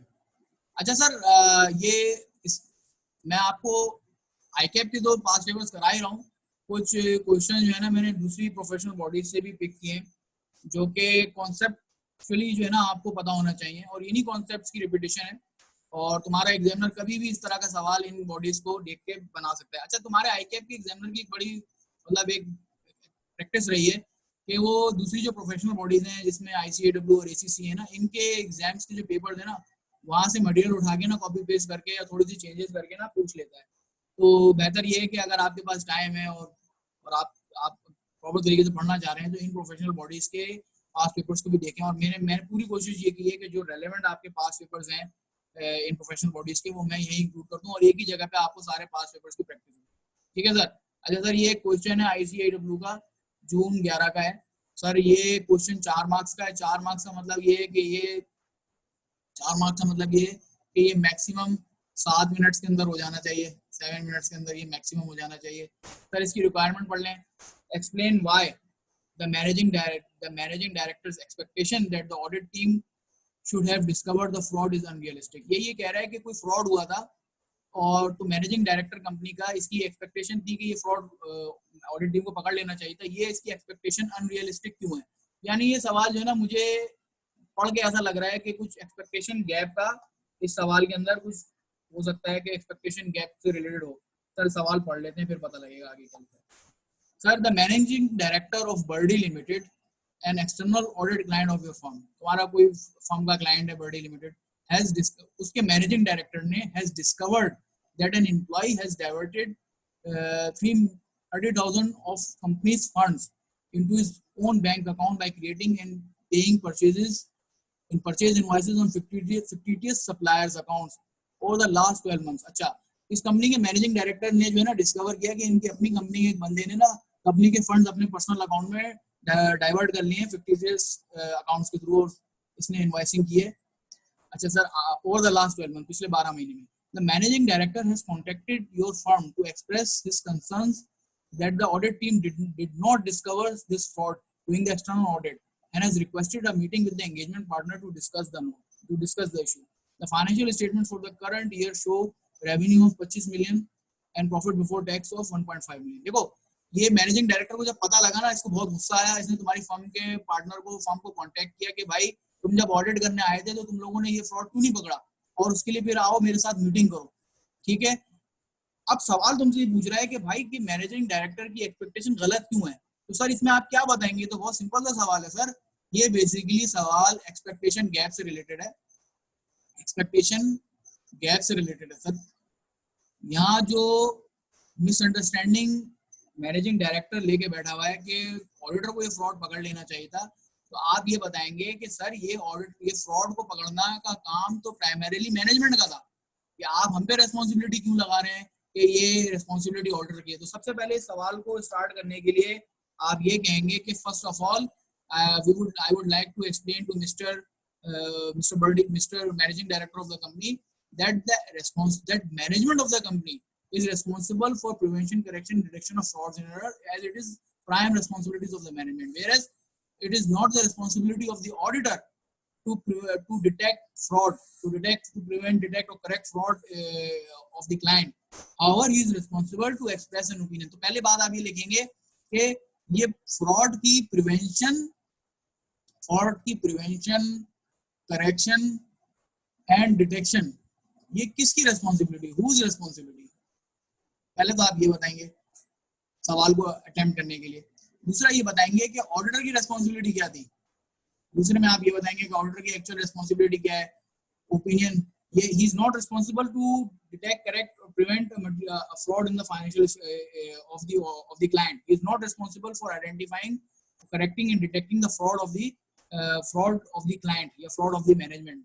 ठीक है, कंपनी के अंदर जो फ्रॉड हो रहे हैं, एरर हो रहे हैं, वो उसके लिए एक्चुअली वो रेस्पॉन्सिबल नहीं है। दूसरी बात आप ये करेंगे। तीसरी बात आप ये करेंगे कि ऑडिटर का ऑब्जेक्टिव क्या था, यानी objective of auditor, his objective is to express an opinion on the financial statement। ठीक है ना, ये आपने पहली बात कह दी, एक पॉइंट इसका हो गया। दूसरी बात आपने ऑडिटर की रेस्पॉन्सिबिलिटी बता दी कि ये इसकी रेस्पॉन्सिबिलिटी नहीं है, और उसका ऑब्जेक्टिव जो है वो is to express an opinion on the financial statements. ठीक है, तीसरी बात जो है ना, आप ये बताएंगे जब आप आइजा 240 पढ़ लेंगे फ्रॉड का। देखो, ये कुछ सवालात ऐसे भी हैं ऑब्जेक्टिव्स के जो फ्रॉड का जब तुम आइजा पढ़ लोगे तो बेहतर तौर पर अटेम्प्ट कर सकोगे। आप इसमें फ्रॉड के आइजा का भी रेफरेंस देंगे, फ्रॉड आइजा का, कि सर फ्रॉड का आइजा जो है 240, वो तो ये कहता है कि ये ऑडिटर की लीगल रेस्पॉन्सिबिलिटी नहीं है कि वो फ्रॉड को डिटरमाइन करे, no legal responsibility of determining fraud. तो सर आपका जो चीफ एग्जीक्यूटिव है कंपनी का, मैनेजिंग डायरेक्टर, वो तो ये कह रहा है कि तुम लोगों ने क्यों नहीं पकड़ा, तो भाई इसको आप आइजा का रेफरेंस दे दोगे कि भाई मैं जो जिस तरह से ऑडिट करना आया मुझे आइजाज के तहत, वो तो मुझे कहीं मुझे ठहरा ही नहीं रहा कि मैंने लीगल रिस्पॉन्सिबिलिटी है फ्रॉड को डिटरमाइन करना या उसको रिपोर्ट करना था। सर ये बात हो गई। चौथी बात आप ये कहेंगे, ये 3 बातें हो गई, 4 मार्क्स का क्वेश्चन है, ज्यादा लिखना नहीं है। ठीक है, तो आप ये पूरा इसमें जब आपने ये 3 बातें लिख ली, उसके बाद आप ये कहेंगे कि his expectation is unrealistic because it is apparent in the scenario that the managing director of the company has an expectation gap with regard to the responsibility of the auditor। आप ये बात कहेंगे, and he needs to know the responsibilities and the expectation gap needs to be cleared। ये expectation gap को जो है आप minimize कैसे करेंगे? He needs to attend training। ठीक है ना, he must go through the engagement letter and he must go through the audit report again। To understand what is the responsibility of the auditor. तो आखिर में आप ये कहेंगे कि आपकी इसकी मिसअंडरस्टैंडिंग क्लियर करने के लिए, to clear misunderstanding, to clear his misunderstanding, आप वो मेथड्स बता देंगे या रेफर कर देंगे कि एक्सपेक्टेशन गैप को आप किस तरह से रिड्यूस कर सकते हैं, मिनिमाइज कर सकते हैं, वो बात लिख देंगे। यानी चौथी पार्ट जो होगी how to reduce expectation gap, ठीक है ना। ये बातें आप लिखेंगे, बहुत है यार, इस 4 मार्क्स के लिए ना इतना बहुत है। ठीक है बच्चों, क्लियर है? कंफर्म करो चैट के ऊपर, सवाल समझ में आया ये? देखो हर सवाल जो है ना थोड़ा सा डिफरेंट होगा, तो पहले आप दिमाग में उसका बना लें कि फ्रेमवर्क क्या होगा। पहले आप देख लें किन किन चीजों को डिस्कस करना है, किन किन कॉन्सेप्ट को डिस्कस करना है। अब ये चीज आपके सामने आ गई ना, अब आप बहुत आसानी से लिख सकते हैं।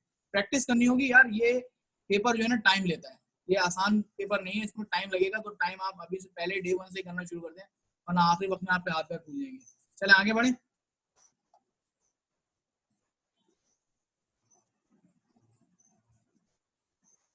यार देखो, अगर तुम्हें एक बच्चे ने सवाल किया कि एक्सपेक्टेशन गैप को क्यों रिड्यूस करें, इसमें क्यों लिखें, तो सर ये इसमें सवाल में लिखा हुआ है ना कि explain why directing managing directors expectation, कि उसकी एक्सपेक्टेशन जो है वो अनरियलिस्टिक क्यों है, आप एक्सप्लेन करें। वो आपने पहले 3 पॉइंट बता दिए कि भाई फ्रॉड किसकी रिस्पॉन्सिबिलिटी थी, कि किसने पकड़ना था, किसने नहीं पकड़ना था, हमारे आइजाज क्या कहते हैं।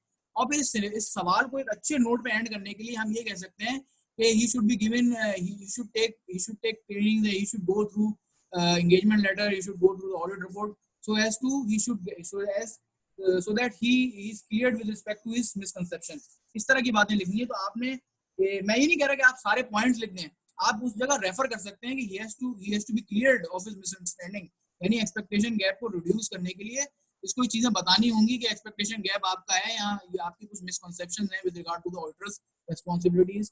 तो बस आपने यहाँ रेफर करना है। अगर आपके पास टाइम नहीं बचता क्योंकि 4 मार्क्स का क्वेश्चन है, तो मैं नहीं कह रहा कि सारे लिखो, लेकिन लेके एक रेफर कर सकते हो कि he is having expectation gap and this gap needs to be reduced। ठीक है, उसके लिए वो प्रोसीजर, उसके लिए वो जो मैंने बताई थी कि टेक्निक्स या थी किस तरीके से, वहाँ आप रेफर कर सकते हो अगर आपके पास टाइम है। तो 4 मार्क्स का क्वेश्चन है, वो फिर ज्यादा हो जाएगा। ठीक है, देखो हर सवाल को ना, अगर फॉर एग्जाम्पल ये सवाल अगर 8 नंबर का आ जाता तो फिर तो तुम्हें लिखनी पड़ती, ठीक है ना, क्योंकि देखो किसी भी सवाल को ना कम ज्यादा एग्जामिनर तुम्हारा कर सकता है। ये सवाल को ना 2 मार्क्स का भी पूछ सकता था, फिर क्या करते, तो फिर कुछ चीजों को तुम रिड्यूस करते हैं। अभी तुम्हारी अपनी प्रोफेशनल जजमेंट के ऊपर होगा कि तुम किस चीज को डाल लो, किस चीज को नहीं डालो। ट्रेल तुम्हें पूरी पता होनी चाहिए। ठीक है सर, आगे चलें। सर एक और इसी तरह का घूमने फिरने वाला सर सवाल है। अच्छा देखो भाई, ये 4-5 सवाल हो जाएंगे, उसके बाद फिर छोटे छोटे सवाल हैं, 1-2 सवाल और हैं, वो मैं तुम लोगों को बताऊंगा, होमवर्क करने के लिए दूंगा। और बाकी तुम लोगों की मेन जो लर्निंग होगी वो उसी वक्त होगी जब तुम लोग खुद अटेम्प्ट करने बैठोगे, कॉन्सेप्ट के हवाले से तुम लोग क्लियर हो। एक बात ये याद रखना कि टेस्ट जो है ना अपने पास पेपर्स का वो अच्छा रखना। बेसिक क्वेश्चन जो बिल्कुल बच्चों वाले ना, 1-1 2-2 लाइन के, एडवांटेजेस ऑफ ऑडिट क्या है, elements of assurance, simple simple जो डेफिनेशन बेस्ड है ना, इनसे पास पेपर्स नहीं होते। ये पास पेपर्स कहलाना नहीं होता, पास पेपर्स होते हैं कॉन्सेप्ट बेस्ड। हमारा एग्जामिनर इस प्रैक्टिस को फॉलो कर रहा है। ठीक है सर, नेक्स्ट क्वेश्चन पे आ जाएं। सर ये नेक्स्ट क्वेश्चन जो है, अच्छा आप ये भी देख रहे होंगे सर, विंटर 1990 का एक क्वेश्चन है। सर ये मैंने आपके सीए फाइनल्स का उठाया है, और 1990 में सीए फाइनल्स में इस तरह के क्वेश्चन पूछे जाते थे जो अब आपसे पूछे जाएंगे, इसी तरह के, बिल्कुल वही प्रैक्टिस, वही अप्रोच वही है। सर ये 1990 का सवाल है, विंटर 1990 का, CFAB 6 का है, और ये 10 मार्क्स का है। सर ये 10 मार्क्स का है। आपका एग्जामिनर भी पूछ सकता है इस तरह का सवाल। जरा सर सवाल पढ़ लेते हैं। सर पहले तो इसकी जरा रिक्वायरमेंट पढ़ लें। 10 मार्क्स का है, 10 मार्क्स का मतलब ये है कि यार 18 मिनट बस मैक्सिमम जो है ना, 18 मिनट के अंदर आपने इसकी प्लानिंग भी करनी है और प्लानिंग के साथ साथ इसकी ड्राफ्टिंग भी करनी है। सर सवाल क्या कह रहा है? सर ये सवाल ये कह रहा है कि numerator the errors in the above extracts, यानी कि इस अबव जो स्टेटमेंट्स हैं इनके अंदर एरर्स क्या है उसको जरा बता दो। सर ये सिमिलर सवाल है। सर ये सवाल हमने कहाँ देखा था, अभी जो पहला सवाल किया था सर, हाँ सर, जो ऑटम 18 का सवाल किया था ना, मिसकंसेप्शंस के हवाले से क्लियर करना, ये उसी तरह का सवाल है। सर जरा इसको देख लेते हैं। सर 10 नंबर का सवाल है, An article has appeared in a non-financial magazine, the extracts of which are as follows। तो एक non-financial magazine है, उसमें कुछ आर्टिकल आया है, उसके extracts हैं, इसको जरा आप पढ़ लें। A company's annual report and accounts known as financial statement will include a certificate by the company's auditor। Company के जो फाइनेंशियल स्टेटमेंट्स होते हैं, जो कि एनुअल रिपोर्ट्स होती हैं, जिनको हम फाइनेंशियल रिपोर्ट और अकाउंट जिनको हम फाइनेंशियल स्टेटमेंट्स कहते हैं, उसमें एक सर्टिफिकेट होता है by the company's auditor who have been appointed by the directors. Sir ये पहला जुमला है, will include a certificate by the company's auditor. Sir ये इस सेंटेंस के अंदर दो मसले हैं। सिर्फ अगर इस सेंटेंस की बात करें ना, आगे नहीं पढ़ते हैं। सर ये लिखा हुआ है कि कंपनी की जो फाइनेंशियल स्टेटमेंट होती है, इन पर जो एनुअल रिपोर्ट होती है, उस पर कंपनी का ऑडिटर एक सर्टिफिकेट देता है who have been appointed by the director. Sir दो मसले हैं इस जगह। एक तो ये है कि ऑडिट रिपोर्ट इशू होती है, एक्चुअली ऑडिट रिपोर्ट को हम सर्टिफिकेट कह सकते हैं, लेकिन certificate is not the right word, ठीक है ना, certificate is not the right word. तो यहाँ मसला ये है कि ये सर्टिफिकेट नहीं होता, यहाँ ये ऑडिट रिपोर्ट होती है। सर पहला मसला आपने पकड़ लिया। पहले जो इसमें एरर था, पहला जो इसके अंदर प्रॉब्लम थी, वो ऑडिट रिपोर्ट इशू करता है auditor who have been appointed by the director. Sir company law पढ़ा है ना आप लोगों ने, sir who have been appointed by the director. Sir ये बात सही है क्या? नहीं सर, ये डायरेक्टर अपॉइंट नहीं करते हैं, शेयर होल्डर अपॉइंट करते हैं, ठीक है, शेयर होल्डर। तो ये दूसरा मसला है इस सेंटेंस के अंदर, बच्चों वाली बेसिक बातें हैं। अच्छा, the certificate has to be signed, ये यानी कि audit report has to be signed before the directors approve the accounts. Sir क्या ऐसे ही होता है? सर आपको पता है ना, अगर आप देखें, ये फॉर एग्जांपल ये ईयर एंड है, ठीक है, और ये एजीएम की डेट है, और ये एफएस साइनिंग की डेट है। तो ये बताएं कि क्या ऑर्डर की रिपोर्ट जो है, क्या एफएस साइनिंग की डेट से पहले साइन हो जाती है? यहाँ पे लिखा है the certificate has to be signed before the directors report, before the directors approve the accounts. Sir आपको ये पता है कि अकाउंट जो है ना, ये कंपनी के डायरेक्टर्स अप्रूव करते हैं, रिकमेंड करते हैं, और फाइनली जाके वो एजीएम में अकाउंट जो है वो अप्रूव होते हैं, ठीक है। लेकिन यहाँ इस स्टेटमेंट में ये लिखा हुआ है कि ऑर्डर की जो रिपोर्ट होती है ना, वो डायरेक्टर की रिपोर्ट, डायरेक्टर के अकाउंट अप्रूव करने से पहले ही ऑडिटर जो है ना तुम्हारी रिपोर्ट इशू कर देता है, जो कि गलत है। सर ऑडिटर जो है ना, जब तक डायरेक्टर्स एफएस को अप्रूव नहीं कर देते, जब तक ऑडिटर जो है वो अपनी ऑडिट रिपोर्ट इशू नहीं करता, अप्रूव नहीं करता, यानी कि उसको पब्लिश नहीं करता, ठीक है। तो सर ये जुमला गलत है कि the certificate has to be signed before sir गलत हो जाएगा।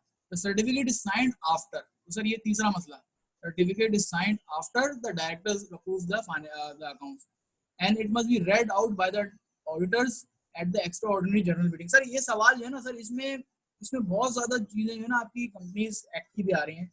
और देखो यार, कैफ 9 के अगर तुम स्टूडेंट हो तो ऐसा होगा नहीं कि तुमने जो है कंपनी लॉ ना पढ़ा हो, तो कभी कभार इस तरह की चीजें भी आ जाती हैं sir. And it must be red out by the auditors, ये बात सही है, ऑडिट रिपोर्ट रेड आउट होती है at the extraordinary general meeting. Sir ये एक्स्ट्राऑर्डिनरी जनरल मीटिंग में आपके अकाउंट अप्रूव होते हैं क्या? सर ये गलत है सर, यहाँ पे एजीएम आना चाहिए। It is red out at the AGM, क्योंकि अकाउंट्स आपके एजीएम में अप्रूव होते हैं। सर ये तो बहुत सिंपल सा था सर। 10 मार्क्स में जो है आपके 4 नंबर तो यहीं आ गए sir. Before the commencement of the audit, आगे पढ़ रहे हैं, before the commencement of work auditor will normally prepare 2 other documents which are in the form of letters. काम शुरू करने से पहले ऑडिटर 2 और डॉक्यूमेंट्स भी बनाता है which are in the form of letters to the shareholders. अच्छा, कुछ शेयर होल्डर को ऑडिटर काम स्टार्ट करने से पहले इस सवाल में लिखा है कि 2 लेटर बनाता है जो कि शेयर होल्डर को भेजता है। सर देखें क्या है ऐसी बात। One is known as letter of weaknesses and deals with the matter where audit evidence is weak and the auditor had to place reliance on verbal assurances given to him by the management or directors. It would also deal with the matter relating to improper appointment of auditors. वो ये कह रहा है कि पहला letter जो इस सवाल में जो लिखा है कि पहला लेटर जो ऑडिटर शेयर होल्डर को देता है उसे लेटर ऑफ वीकनेसेस कहते हैं, जिसमें वो ये बताता है, जिसको उन हवाले से होता है जहां उनको ऑडिट एविडेंस प्रॉपर तरीके से नहीं मिला होता, रिलायंस वर्बल रिलायंस लेनी होती है, और वो अपनी इम्प्रॉपर अपॉइंटमेंट के बारे में बताता है। सर ये पता नहीं कौन सा लेटर है which are in the form of letters. इस तरह की तो कोई बात नहीं होती। जब ऑडिटर अपॉइंट होता है सर, जब ऑडिटर अपॉइंट होता है, इसका प्रोसेस क्या होता है? ऑडिटर जब अपॉइंट होता है तो एजीएम में डायरेक्टर्स उसके नाम रिकमेंड कर देते हैं और शेयर होल्डर्स अपॉइंट कर लेते हैं। एजीएम के अंदर शेयर होल्डर्स बेसिकली अपॉइंट करते हैं। जब शेयर होल्डर्स ने अपॉइंट कर लिया ऑडिटर को, उसके बाद जितनी भी कॉरेस्पॉन्डेंस होगी अदर देन ऑडिट रिपोर्ट, वो ऑडिटर की जो है वो मैनेजमेंट से होगी।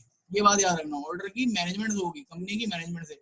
वो फिर शेयर होल्डर से डायरेक्ट कोई कॉरेस्पॉन्डेंस नहीं करेंगे, यानी जो भी लेटर देगा वो मैनेजमेंट को देगा, शेयर होल्डर को नहीं देगा। तो ये जो यहाँ बात लिखी ना कि 2 लेटर्स जो हैं वो टू लेटर्स जो है वो शेयर होल्डर्स को देगा। सर इस तरह की कोई कहानी नहीं है, इस तरह की कोई कहानी हमने नहीं पढ़ी, ये गलत है बात, सब बातें गलत लिखी हैं। One is known as the letter of weakness. Sir ये हम आगे जाके पढ़ेंगे, बस अभी इस स्टेज पे तुम लोग देखो, इसमें कुछ चीजें ऐसी हैं जो आगे की स्टेज की हैं, वो मैं अभी यहाँ पे डिस्कस करने का फायदा नहीं है।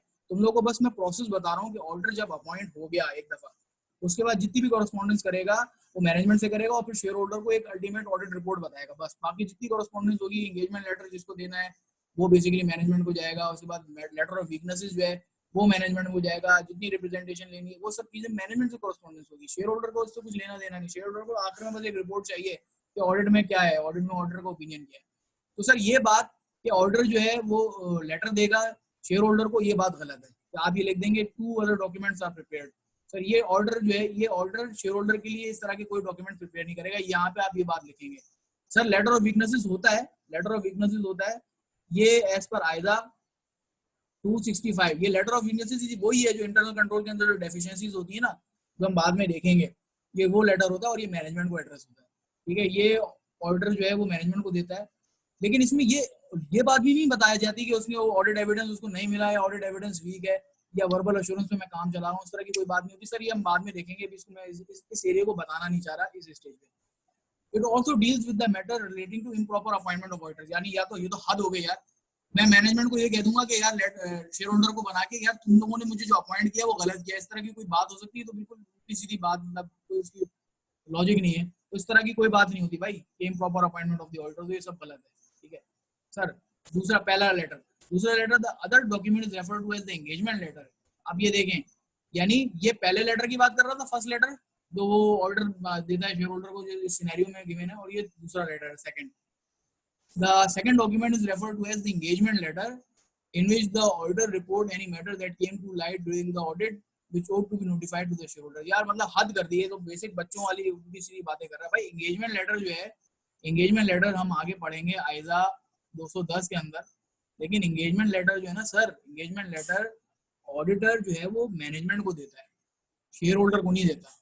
तो सर ये बात भी गलत हो गई कि the other document refer to as the engagement. देखो नाम सही है, वो नाम भी सही था लेटर ऑफ वीकनेसेस, ये नाम भी सही है, लेकिन पार्टी जिस पार्टी को दिया जा रहा है वो शेयर होल्डर नहीं है, वो मैनेजमेंट है।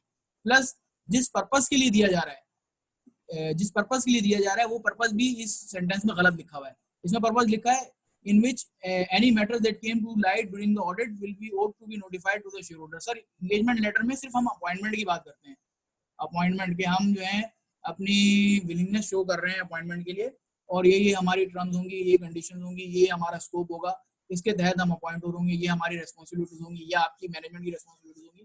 तो यार ये सब बातें जो थी ना, इस पूरे सिनेरियो में तुमसे पूछेंगे, तुमसे बेसिक अंडरस्टैंडिंग पूछेगा। यार देखो 90 में सीए फाइनल के लेवल स्टूडेंट का ये लेवल है कि एग्जामिनर जो है ना उससे 10 मार्क्स का सवाल पूछ रहा है, और उसमें बेसिक बच्चों वाली बातें हैं, बेसिक बच्चों वाली बातें जो तुम लोग भी यार अभी कहोगे कि यार इसमें से आधी बातें तो हमें पता थी, बाकी आधी बातें जो स्टैंडर्ड्स आएगा तुम लोगों ने अभी नहीं पढ़े, वो भी तुम्हें बेसिक अंडरस्टैंडिंग होगी कि यार एंगेजमेंट लेटर जो है वो शेयर होल्डर को थोड़ी भेजा जाएगा, तो मैनेजमेंट को भेजा जाएगा।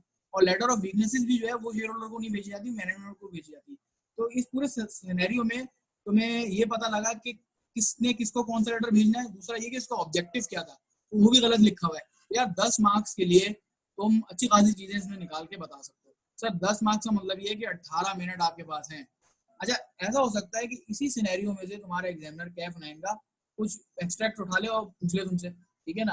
तो तमाम पॉसिबिलिटीज हैं, तुम्हें पता होनी चाहिए चीजों का ना। सर 18 मार्क्स के लिए आप इसमें बहुत कुछ लिख सकते हैं। भाई क्लियर हो रही है बात? देखो कुछ चीजें यार इसके अंदर जो है ना, कुछ चीजें थोड़ी आगे की हैं, लेकिन यार अब ये कि तुम्हारा एग्जाम तुम्हारे इस तरीके से क्वेश्चन तुम्हारे ड्राफ्टेड हैं कि मैं मतलब ये नहीं करूंगा कि मैं तुम लोगों को सारे आइजाज पढ़ा दूं और फिर कहूँ यार अब चलो पास पेपर स्टार्ट करते हैं, ऐसा नहीं हो सकता। तो कुछ आइजाज ऐसे हैं जो तुम्हें बाद में पढ़ने होंगे, लेकिन उनके बेसिक क्रक्स जो है ना वो मैं तुम लोगों को बता दूंगा और तुम लोगों को याद रहेगा, रिटेन रहेगा। सर क्लियर है? आगे चलें या चैट पे कंफर्म करो?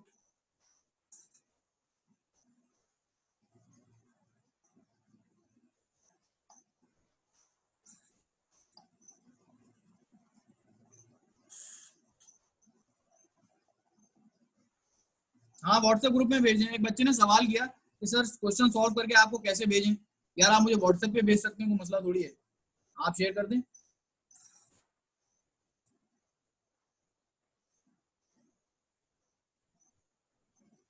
हाँ यार, आप व्हाट्सएप पे डाल दो ना भाई, क्या किस उसमें कोई परेशानी थोड़ी है।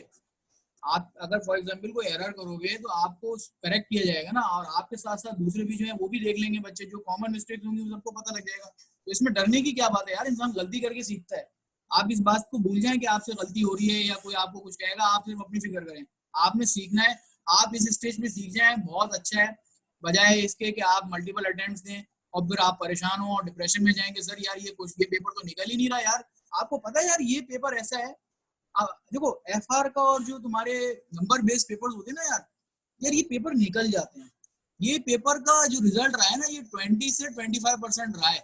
मेरे जमाने में ना बच्चों, ये पेपर जो था ना 60% अबव रिजल्ट होता था। मैं अपने जमाने की बात कर रहा हूँ, मेरे जमाने में ये थ्योरी बेस्ड आता था। आज से दिया होगा कोई 8-10 साल पहले पेपर ये, ठीक है। तो उस जमाने में तो सर ये थ्योरी बेस्ड पेपर होता था। अभी आप देखोगे आगे जो क्वेश्चन आ रहे हैं, जितने पुराने चलते जाएंगे वो सब एक एक दो दो लाइन के क्वेश्चन है। तो यार वो हमारे लिए मुश्किल थोड़ी था, मुश्किल आपके लिए। आपने कॉन्सेप्ट को समझना है और आपने प्रैक्टिस करनी है। अच्छा यार, इसमें ना वो क्वेश्चन प्रैक्टिस करना है जो सिनेरियो बेस्ड है। यार जो सीधा सीधा कॉपी पेस्ट वाले हैं, एडवांटेजेस ऑफ ऑडिट क्या है, कॉन्सेप्ट ऑफ स्टूवर्डशिप क्या है, अकाउंटेबिलिटी क्या है, ये तो सिंपल सिंपल है ना। मतलब आप देख के कॉपी पेस्ट करके मुझे एग्जाम क्वेश्चन भेज दो कि सर ये हमने आंसर किया, तो इसमें कोई रॉकेट साइंस नहीं है। वो क्वेश्चन करो जो थ्योरी बेस्ड हो। देखो मैंने जिस तरीके तुम लोगों को कॉन्सेप्ट बेस्ड क्वेश्चन कराया, तुम भी लिखो, तुम भी करोगे, लेकिन हर इंसान का लिखने का तरीका थोड़ा डिफरेंट होगा। तो मैं इस बात से डिसएग्री नहीं कर रहा कि यार आप मेरे मेरे फ्लो को फॉलो करो, या मैं जिस तरह से बता रहा हूँ आप आगे पीछे कर सकते हो रीजनिंग, लेकिन जवाब सही होना चाहिए आपका। ठीक है, चलो हम आगे के क्वेश्चन देखने, कुछ थोड़ी देर हम इसको और करेंगे। बस ये टॉपिक इससे ज्यादा जो है ना, इससे ज्यादा टाइम डिजर्व नहीं करता कि हम इससे ज्यादा फर्दर दें।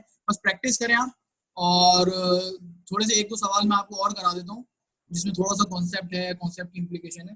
बाकी इंशाल्लाह आप सब ये प्रैक्टिस करें। हैंड आउट जो है ना मैं आपका ये ग्रुप पे डाल दूंगा, और वहां से आप फिर इसको पास पेपर्स को प्रैक्टिस करें। अच्छा एक चीज और, कि यार मेरे जो नोट्स होंगे ना बड़े कंप्लीट होंगे, मैंने अप टू डेट डाला हुआ है। मेरे नोट्स पकड़ने के बाद या इसको स्टडी करने के बाद तुम ये नहीं फिक्र में रहना कि सर ने ऐसा तो नहीं कोई स्टडी टेक्स्ट में से कोई टॉपिक नहीं लिया, या सर ऐसा तो कोई पास पेपर नहीं है तो सर ने नहीं लिया। यार आप बिल्कुल मुतमईन हो, मेरी मेरी तरफ से मेरे जो डॉक्यूमेंट्स हैं, मेरे जो हैंडआउट्स हैं वो कंप्लीट हैं। आपको इसके इसके इसके बारे में जाने की कहीं जरूरत नहीं है। अगर आप मुझसे पढ़ रहे हो या मेरे क्लासेस ले रहे हो तो आप इस हवाले से परेशान नहीं होना। ठीक है, चले सर आगे आगे बढ़ते हैं। सर छोटे छोटे सवाल जो हैं, नेक्स्ट क्वेश्चन जो आया सर, एडवांटेजेस ऑफ ऑडिट क्या है सर, सिंपल बच्चों वाला सवाल है, इसमें जाने की जरूरत नहीं है। सर कॉन्सेप्ट ऑफ स्टीवर्डशिप क्या है, अकाउंटेबिलिटी क्या है, सर आपको बता दिया था। स्टीवर्डशिप पे ये कि भाई डायरेक्टर्स जो हैं या कंपनी की मैनेजमेंट जो है, उनका रोल है, कि they have to manage the assets of the company. ठीक है ना, they are responsible for managing the assets of the company. ये स्टीवर्डशिप का कॉन्सेप्ट है। अकाउंटेबिलिटी है कि भाई they have to prepare the financial statements. Simple सी बात है सर। 4 मार्क्स का ये सवाल आया है, तो इसका मतलब ये है कि थोड़ा सा लिखना पड़ेगा। 4 मार्क्स का सवाल आया तो 6 मिनट के अंदर हो जाना चाहिए। और कॉन्सेप्ट की बात कर रहा है तो कॉन्सेप्ट में आप पहले कॉन्सेप्ट बता दें और थोड़ा सा उसको फिर थोड़ा सा उसको एक्सप्लेन भी करते हैं। ठीक है ना। अब जैसे फॉर एग्जांपल कॉन्सेप्ट ऑफ स्टूवर्डशिप क्या है। स्टूवर्डशिप का कॉन्सेप्ट ये है कि द डायरेक्टर्स एंड मैनेजमेंट। अच्छा पहले तो आप ये बता देना कि स्टूवर्डशिप की मतलब क्या है, लिटरल मीनिंग क्या है। लिटरल मीनिंग जो स्टूवर्डशिप के है वो ये है कि to manage some other persons assets, ये स्टूवर्डशिप का मायने है। फिर ये कहना कि in the context of a company stewardship means कि directors and management is responsible for managing the assets of the company, and the assets of the company are basically the shareholders money which are set up the company. तो यार ये बात लिखोगे ना तो वो ये कहेगा कि यार इस बच्चे को जो है ना स्टीवर्डशिप का इन जनरल कॉन्सेप्ट भी पता है और कंपनी के कॉन्टेक्स्ट में पता है। यानी स्टीवर्डशिप इन जनरल, जनरली अगर कोई वर्ड इस्तेमाल करे कि स्टीवर्डशिप का क्या मतलब है, और इन कॉन्टेक्स्ट ऑफ कंपनी। तो यार ये जरा टेक्निक्स हैं तो तुम्हें पता होनी चाहिए, और जरा क्वेश्चन को जरा मतलब क्लियर आपको पढ़ना होता है और फिर मार्क्स देखने होते हैं कि इसमें कितने मार्क्स स्कोर कर सकते हैं। अकाउंटेबिलिटी का मतलब है, अकाउंटेबिलिटी का मतलब ये है कि one is responsible for another person. Accountability का मतलब है, और in the context of limited liability company means के management and directors is responsible. देखो मैं पहली वाले बात में मैनेजमेंट एंड डायरेक्टर का जिक्र नहीं कर रहा हूं, मैं जनरल बात कर रहा हूं। लेकिन वो ये कह रहा है इन the context of a limited liability company, फिर मैं मैनेजमेंट और डायरेक्टर्स की तरफ आ रहा हूं। सिंपल सी बात है। सर आगे चलें, सर आगे चलें सर। देखो basic elements of assurance engagement sir 5 elements है सर। 3 पार्टी रिलेशनशिप होनी चाहिए सर, सुटेबल क्राइटेरिया होना चाहिए सर, सब्जेक्ट मैटर होना चाहिए सर, एविडेंस होना चाहिए, और सर एक रिपोर्ट होनी चाहिए सर। ये तो बहुत सिंपल सी बात है। 5 elements of assurance engagement sir, ये बिल्कुल सिंपल सिंपल सी चीजें हैं। सर एक ये सवाल है क्वेश्चन नंबर 6 ऑटम 17 का।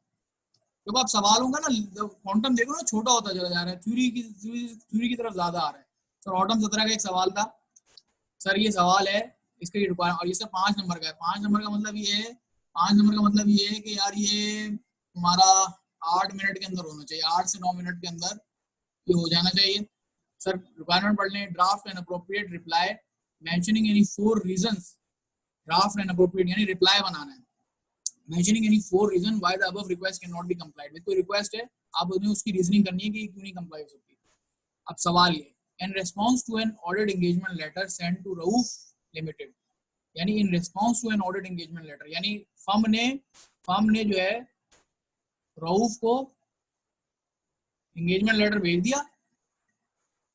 अब वो कुछ इससे कम्युनिकेट करना चाह रहा है रऊफ लिमिटेड फर्म से। Mister Aziz Alam, the new chief executive of Rauf limited has requested your firm to provide absolute assurance in the audit report. लो भैया, कर दी बात उसने। वो कह रहा है कि भाई तुमने एंगेजमेंट लेटर भेजा, अब तुमने हमें भेजा, हम तुमसे ये कह रहे हैं कि तुम हमें एब्सोल्यूट एश्योरेंस प्रोवाइड कर दो। सर इसके जवाब में क्या बनेगा? सर इसके जवाब में यही बताया जाएगा कि absolute assurance is not possible. आप यही बात बताएंगे, absolute assurance is not possible. Sir उसके लिए क्या होगा? सर उसके लिए आपने तो पहले ये बताना होगा कि इसको पहले तो मतलब बताएंगे कि सर ऑडिटर की रिस्पॉन्सिबिलिटी क्या है। पहले तो आप ये बताएंगे ऑब्जेक्टिव ऑफ ऑडिटर क्या है, ऑब्जेक्टिव ऑफ ऑडिटर बताएंगे सर। इसमें उसमें ये बताएंगे कि हम रीजनेबल एश्योरेंस देते हैं। तब फिर इसमें ये बताएंगे कि reasonable assurance versus absolute assurance में फर्क क्या है, ठीक है। और फिर हम ये भी बताएंगे कि एब्सोल्यूट एश्योरेंस हम क्यों नहीं एक्सप्रेस कर सकते। यार देखो ये 4 मार्क्स का सवाल है, 5 मार्क्स का, कुछ ना कुछ तो लिखना होगा ना कि हम क्यों नहीं एक्सप्रेस कर सकते। सर इसके रीजन थे, सर इसके रीजन याद आ रहे हैं बच्चों आपके? सर इसके रीजन थे सर, आपने 3 रीजन पढ़े थे सर, इसके 3 या 4 रीजन है। पहले तो हमने ये रीजन पढ़ा था कि भाई nature of reporting, financial reporting, nature of reporting, ठीक है ना। ये क्लाइंट की नेचर ऑफ फाइनेंशियल रिपोर्टिंग होती है जिसकी वजह से हम एब्सोल्यूट एश्योरेंस नहीं दे सकते। ये बेसिकली क्या है, ये रीजन जो है ये इनहेरेंट लिमिटेशंस हैं, इनहेरेंट लिमिटेशंस। जब अगर आपसे पूछा जाए कि आप क्यों नहीं एब्सोल्यूट एश्योरेंस दे सकते, तो आप ये कहेंगे कि since there are inherent limitations of an audit, that's why we being the firm we can not express an absolute assurance. Why? Because of the following reasons. Number 1, nature of financial reporting, ये बता देंगे। दूसरा बता देंगे nature of audit procedures, nature of audit procedures. Sir तीसरा reason जो था time and cost, time and cost की एक्सपेक्टेशन, कि भाई शेयर होल्डर यही चाहते हैं कि यार आप रीजनेबल टाइम के अंदर आप हमें ऑडिट कंप्लीट करके दे दें। तो ऑब्वियसली जब रीजनेबल टाइम देंगे तो एक रीजनेबल टाइम और कॉस्ट ही फर्म लगा सकती है, एब्सोल्यूट टाइम और कॉस्ट तो नहीं लगाएगी ना। तो यार ये इतना अगर आपके दिमाग में स्ट्रक्चर सेट हो गया कि यार मैंने ये इन चीजों को डिस्कस करना है, तो यार 5 मार्क्स जो है ना ये यूं आसानी से निकलेंगे, मतलब 5 मार्क्स बहुत आसानी से मिलेंगे। सीधा सीधा सवाल है, ये थोड़ी सी ड्राफ्टिंग में कि सीक्वेंस डिसाइड करना है कि पहले क्या बात बतानी है, फिर क्या बात बतानी, फिर रीजनिंग करनी है। अब यार इतनी बातें लिख के आप 5 मार्क्स जो है ना, 4 मार्क्स तो आप आसानी से स्कोर कर लोगे, ठीक है। मेरा जो तरीका है ना बच्चों को ये है कि एकदम सवाल अटेम्प्ट करने ना बैठ जाओ, पहले थोड़ा उसका। अच्छा सर ये भी हो सकता है सर, ये जो आप बात लिख रहे हैं ये सर हम क्वेश्चन एग्जाम शीट के ऊपर तो नहीं लिखेंगे ना, पेपर के ऊपर तो नहीं लिखेंगे, वो तो एग्जामिनर हमें मना करता। तो सर आपके पास जो है आपकी कॉपी है, आप उसमें लिखें, आप पीछे वो एक बना लें एक रफ वर्क का एरिया, उस पर आप ये ड्राफ्ट कर लें और जल्दी। और कोई जरूरी थोड़ी कि बहुत अच्छी राइटिंग में करना है, आप पेंसिल से लिख लें, पेन से लिख लें। और आपके पास आपको एक रीजनिंग होनी चाहिए कि फ्लो में क्या, बाकी आप जब इसको देख के लिखने बैठेंगे तो आप बहुत अच्छा लिख लेंगे, ठीक है। क्लियर है यहाँ तक? क्लियर है सर, आगे चलें सर, आगे चलें। सर ये क्वेश्चन भी बहुत सिंपल था, बहुत अच्छा सीधा साधा सवाल सर। सर ठीक है आगे चलते हैं। सर दूसरा क्वेश्चन देख लें सर, ये भी आसान सा है, इसके बाद वाला पढ़ रहा हूँ मैं। डिस्टिंग्विश क्वेश्चन नंबर 7 है, ये क्वेश्चन है तुम्हारा, क्वेश्चन है स्प्रिंग 2009 का है, पुराना सवाल हो गया, 10 साल पुराना। सर डिस्टिंग्विश कर दें between absolute assurance and reasonable assurance, ठीक है। ये सिंपल सी बात है भाई, एब्सोल्यूट एश्योरेंस जो 100% एश्योरेंस होती है, जो कि प्रैक्टिकली वर्ल्ड में पॉसिबल नहीं होती। रीजनेबल एश्योरेंस एक हाई लेवल ऑफ एश्योरेंस होती है to enhance the degree of confidence of intended users. Identify which type of assurance is expected in the audit of financial statement. Sir बता देंगे reasonable assurance होती है clearly reasoning out the reasons, clearly outlining the reasons to justify your point of view। Sir ये question ना यही है कि reasons पूछ रहा है आपसे, रीजंस बता दें कि आप रीजनेबल एश्योरेंस क्यों देते हैं एब्सोल्यूट एश्योरेंस क्यों नहीं दे सकते? तो सर वही 3 रीजंस हैं जो मैंने अभी लिखे हैं, वही सवाल है यार। क्वेश्चन नंबर 6 और क्वेश्चन नंबर 7 में एक ही चीज पूछी है, ठीक है ना। वो बात अलग है कि इनमें 8-9 साल का फर्क है, ये ऑटम 17 में पूछा गया था, ये स्प्रिंग 19 का है, ठीक है। तो यार ये चीजें जो है ना तुम्हें बस टेलर करनी आनी चाहिए, बाकी सिंपल सिंपल चीजें। सर क्वेश्चन नंबर दिसंबर 12 का एक सवाल है एसीसीए का, सर एसीसी आ गया। अब सर ये थोड़ा सा सवाल ट्रिकी है, बिल्कुल एक सिंपल सी लाइन है सर, ये कह रहा है कि डिस्क्राइब कर दें 3 limitations of external audit. Sir ये इस तरह का तो हमने कोई नहीं पढ़ा था, डीमेरिट्स ऑफ ऑडिट या limitation of statutory audit, sir पढ़ा था सर, याद करें। सर पहली लिमिटेशन है एक्सटर्नल ऑडिट की कि सर इसमें एक रीजनेबल एश्योरेंस दी जाती है, इसमें एब्सोल्यूट एश्योरेंस नहीं दी जा सकती। ये आप सर ये क्वेश्चन नंबर 8 की बात कर रहा हूँ, दिसंबर 2012, ये हाईलाइट कर रहा हूँ, देख लो, दोबारा हाईलाइट कर रहा हूँ, इस क्वेश्चन की बात कर रहा हूँ। एसीसीए लेवल इस फंडामेंटल लेवल का है F8 और दिसंबर 12 का सवाल है ये। सर ये 3 लिमिटेशंस ऑफ एक्सटर्नल ऑडिट जो है ना, ये पूछ रहा है आपसे, लिमिटेशंस क्या है एक्सटर्नल ऑडिट की। तो सर आप इसमें क्या लिखेंगे जवाब में? सर इसकी एक्सटर्नल लिमिटेशन जो है एक्सटर्नल ऑडिट की, सर ये बेसिकली यही इनहेरेंट लिमिटेशंस का ही एक तरीके से सवाल पूछ रहा है कि आप एब्सोल्यूट एश्योरेंस क्यों नहीं दे सकते।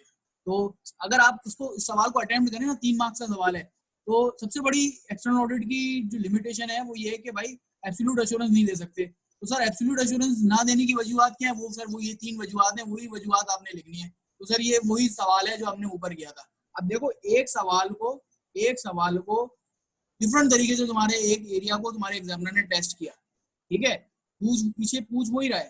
तो अब आपके ऊपर डिपेंड करता है कि आप आंसर किस तरह करते हो, बस कॉन्सेप्ट आपको क्लियर होने चाहिए। हाँ सर ये इनहेरेंट लिमिटेशंस का ही सवाल है, ये सर इनहेरेंट लिमिटेशंस का ही सवाल है, इनहेरेंट लिमिटेशन।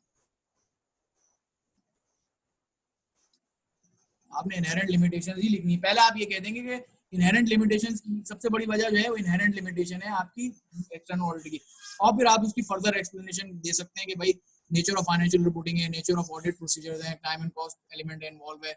और आप एक्सटर्नल आप अगर एक चाहें तो आप एक और लिमिटेशन अगर ये फॉर एग्जांपल ये अगर तुम्हारा 6 मार्क्स का सवाल आता तो आप क्या आपको लगता है कि ऑडिट के अंदर कमियां क्या है? देखो यहाँ तुम्हारे पास रूम है लिखने का, मैं जो सिर्फ किताब में ना वो नहीं लिखो, तो इसमें तुम्हारे पास रूम क्या है। तुम ये भी कह सकते हो कि एक्सटर्नल ऑडिट की एक लिमिटेशन ये है कि सर ये कंट्रोल्स के ऊपर ओपिनियन नहीं देता, ठीक है, उसका ऑब्जेक्टिव भी नहीं, लेकिन मैं एक शेयर होल्डर हूँ, मेरी एक एक्सपेक्टेशन है, मेरी एक्सपेक्टेशन को मीट नहीं कर रहा। तो आप ये लिखने पे चाहें तो आप लिख सकते हैं, वो कि ये उसकी रिस्पॉन्सिबिलिटी नहीं है, लेकिन लिखने पे आए तो आप लिख सकते हैं कि सर कंट्रोल्स के ऊपर ओपिनियन नहीं देना। मेरा ऑडिटर तो ऐसा होना चाहिए जो एब्सोल्यूट एश्योरेंस भी दे, मेरा ऑर्डर ऐसा होना चाहिए जो कंट्रोल्स के ऊपर भी opinion they.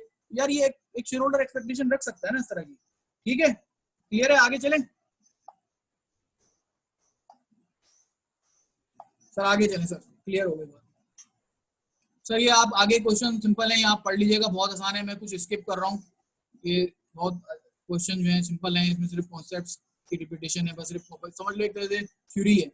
Sir concept of true and fair view क्या है? सर ये भी आपने बता दिया था, बहुत सिंपल है, in relation to the financial statement, simple आपने छापना है वहां से जो भी आपने जो भी टेक्स्ट जो लिखा हुआ है वो आपने सिंपल सिंपल रिप्रोड्यूस करना है। सर ट्रू का मतलब ये है कि सर फ्री फ्रॉम एरर हो, फेयर का मतलब ये है फ्री फ्रॉम इंटेंशनल हो, फ्री फ्रॉम एरर हो, फ्री फ्रॉम फ्रॉड। ट्रू का मतलब ये है फ्री फ्रॉम एरर, एरर से फ्री होना चाहिए, और फेयर का मतलब ये है कि फ्रॉड से फ्री होना चाहिए, यानी इंटेंशनली उसमें कोई चीज मैनिपुलेटेड ना हो। फिर ये इसका मतलब है 2 मार्क्स का सवाल है सर, बहुत है ये। और सर आखिर में आप ये लिख देंगे कि अगर कोई financial statements applicable financial reporting framework के तहत बनी है तो वो उस जुरिस्डिक्शन में ट्रू एंड फेयर व्यू देगी, यानी एप्लीकेबल फाइनेंशियल रिपोर्टिंग फ्रेमवर्क के तहत जो भी फाइनेंशियल स्टेटमेंट किसी भी जुरिस्डिक्शन के अंदर बनाई जाती हैं they give a true and fair view, ठीक है।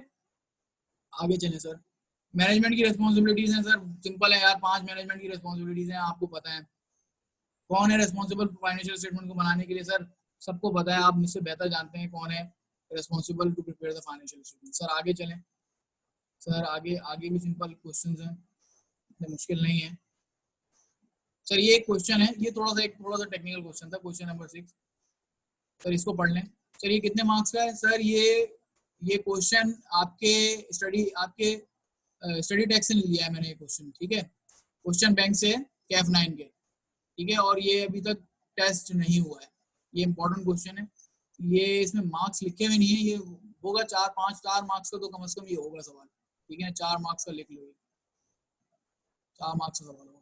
सर इसकी रिक्वायरमेंट पर 4 मार्क्स का मतलब ये है कि यार ये आपको जो है ना 6 से 7 मिनट के अंदर आपका ये सवाल अटेम्प्ट हो जाना चाहिए, इंक्लूडिंग प्लानिंग। सर क्वेश्चन क्या है? सर क्वेश्चन से पहले रिक्वायरमेंट पढ़ लें। Sir draft and explanation dealing with the purpose of external audit, आपने कोई एक्सप्लेनेशन ड्राफ्ट करनी है जिसमें आपने बताना है एक्सटर्नल ऑडिट का पर्पस क्या है and its role in the audit of large companies, और रोल बता दें, बेनिफिट बता दें, इसके एडवांटेजेस बता दें लार्ज कंपनी के ऑडिट में।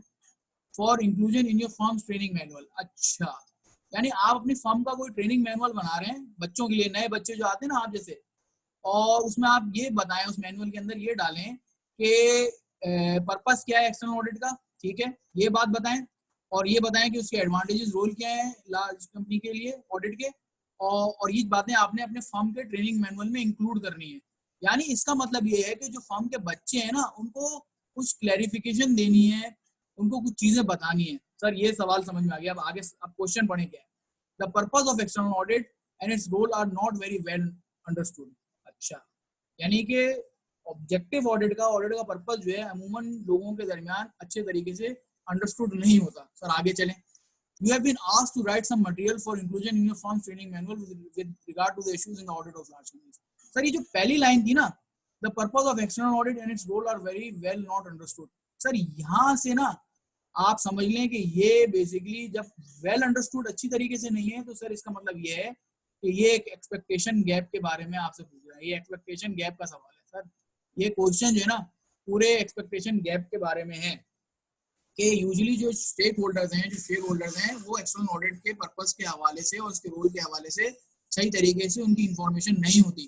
तुम जो फर्म के ट्रेनिंग मैनुअल में अपने ट्रेनीज के लिए, जो कि ऑब्वियसली स्टेक होल्डर्स हो सकते हैं, आप उनके लिए ऐसा मटेरियल डालें जिसके हवाले से उनको ये पता लगे कि ऑडिट का ऑब्जेक्टिव क्या है और मिसकंसेप्शंस क्या है, उसको क्लियर करने के लिए। तो सर आप अपने फर्म के ट्रेनिंग मैनुअल में क्या लिखेंगे? सबसे पहले तो आप ऑब्जेक्टिव लिख देंगे ऑडिट का। ऑब्जेक्टिव क्या है? पहले आप ऑब्जेक्टिव के बारे में जिक्र करेंगे कि रीजनेबल एश्योरेंस देनी है। सर ये एक ट्रेल समझ में आ गई। दूसरी बात ये लिखेंगे कि हाँ देखो एक बच्चे ने बोला कि सर एक्सटर्नल ऑडिट का राइट लिखें पर्पस और उसका ऑब्जेक्टिव। सब पर्पस और ऑब्जेक्टिव एक ही चीज है ना, पर्पस जो ऑब्जेक्टिव वो एक ही बात है एक्सटर्नल ऑडिट का। ये आपने रीजनेबल एश्योरेंस लेनी है और ओपिनियन देना है फाइनेंशियल स्टेटमेंट्स के ऊपर, ठीक है। प्लस जी एक बच्चे ने बोला सर इसमें एडवांटेजेस लिखने हैं। सर एडवांटेजेस लिखने हैं सर, रोल के बारे में एडवांटेजेस या रोल ये लिखना है आपने। पहला पॉइंट ऑब्जेक्टिव सर, दूसरा पॉइंट एडवांटेजेस और रोल, और तीसरा पॉइंट जो है कि सर एक्सपेक्टेशन गैप के हवाले से कि आपने एक्सपेक्टेशन गैप को किस तरह रिड्यूस करने। देखो तुम्हारे जो ट्रेनिंग है ना फर्म के, इनके दरमियान भी एक्सपेक्टेशन गैप होता है, इनको भी शायद ना पता हो कि कौन, हालांकि ऐसा होगा नहीं कि आपके ट्रेनिंग्स को, फर्म के ट्रेनिंग्स को ना पता हो कि फाइनेंशियल स्टेटमेंट कौन बनाता है, फ्रॉड और एरर के लिए, प्रिवेंशन डिटेक्शन के लिए कौन रिस्पॉन्सिबल है। तो एक्सपेक्टेशन गैप को रिड्यूस करने की बातें भी आप लिख दोगे। एक्सपेक्टेशन गैप को आपने जिस तरह रिड्यूस करना है, वो जो मेजर्स हैं, रिड्यूस करने वाले मेजर्स हैं, वो भी आप ट्रेनिंग मैनुअल में डाल दोगे। वो क्या होंगे कि सर जब भी ट्रेनी या फर्म का कोई इंडिविजुअल एंगेजमेंट लेटर देगा तो एंगेजमेंट लेटर में वो ये लिखेगा कि भाई कौन रिस्पॉन्सिबल है प्रिपरेशन ऑफ फाइनेंशियल स्टेटमेंट्स के लिए और मैनेजमेंट की क्या रिस्पॉन्सिबिलिटी है। जब ऑडिट रिपोर्ट इश्यू होगी तो ऑडिट रिपोर्ट में यही सब तमाम बातें रिपीट की जाएंगी कि कौन रिस्पॉन्सिबल है, मैनेजमेंट की क्या रिस्पॉन्सिबिलिटी है, और ट्रेनिंग्स हो सकती है, सेमिनार्स हो सकते हैं। तो सर ये अगर ज्यादा बड़ा सवाल आ जाए 5, 6, 7 मार्क्स का तो आप इतनी बातें लिख सकते हैं। सही है, क्लियर है बात? देखो ये वही बातें हैं जो हमने पढ़ी है, जनरल टॉपिक्स की वही बातें हैं सारी। देखो एक बच्चे ने यहाँ पे बताया कि सर रोल का मतलब ये एडवांटेजेस, बिल्कुल सही बताया, ठीक है। अब एडवांटेजेस आप दोनों एंगल से बता सकते हैं, शेयर होल्डर के एंगल से भी और कंपनी के एंगल से भी। कंपनी के एंगल से ये एडवांटेज होगा कि कंपनी को लोन सिक्योर करने में आसानी होगी, कंपनी को क्रेडिट रेटिंग लेने में आसानी होगी, कंपनी के जो शेयर्स हैं फॉर एग्जांपल कोई अगर आउटसाइडर है वो उसको अक्वायर करना चाह रहा है तो उसके पास इंफॉर्मेशन होगी, वो आसानी से अपना डिसीजन ले सकता है। इस तरह की बातें आपने लिखनी है। सर 4-5 मार्क्स के लिए ये बात बहुत है। सर मेजर्स में एक बच्चे ने सवाल किया कि एक्सपेक्टेशन गैप को रिड्यूस करने के जो मेजर्स हैं वो क्या क्या हैं। सर वो मेजर्स 3 थे कि एक तो आप एंगेजमेंट लेटर के कंटेंट को और उसके साइज में और उसके और इंक्लूडिंग ऑडिट रिपोर्ट के अंदर आप उसका फॉर्मेट और उसका कंटेंट इस तरह से रखें कि उसमें सब चीजें वाजे हो रही हो कि ऑडिटर की क्या रिस्पॉन्सिबिलिटी है, मैनेजमेंट की क्या रिस्पॉन्सिबिलिटी है, यानी रिपीट की जाए, और वो जो गैप्स हैं उनको रिड्यूस किया जाए, उनको बताया जाए कि ऐसा नहीं है। मैनेजमेंट जो है वो रिस्पॉन्सिबल है प्रिपरेशन ऑफ फाइनेंशियल स्टेटमेंट के लिए, मैनेजमेंट रिस्पॉन्सिबल है एरर डिटेक्शन को, फ्रॉड एरर को डिटेक्ट करने के लिए, सिस्टम ऑफ इंटरनल कंट्रोल को एस्टैब्लिश करने के लिए, इंप्लीमेंट करने के लिए। तो यार रिपीट हो रही है। मेजर्स जो है ना वो बेसिकली आपकी डिफरेंट सॉर्ट ऑफ कम्युनिकेशंस है। एंगेजमेंट लेटर में आप ये बात बताएं कि आप ऑडिटर से कोई गैर जरूरी तवक्का रख के ना बैठें। आप ऑडिट रिपोर्ट में ये बात बताएं कि आप, मैं ऑडिट रिपोर्ट तो दे रहा हूँ पर मुझसे गैर जरूरी तवक्कुआत ना रखें।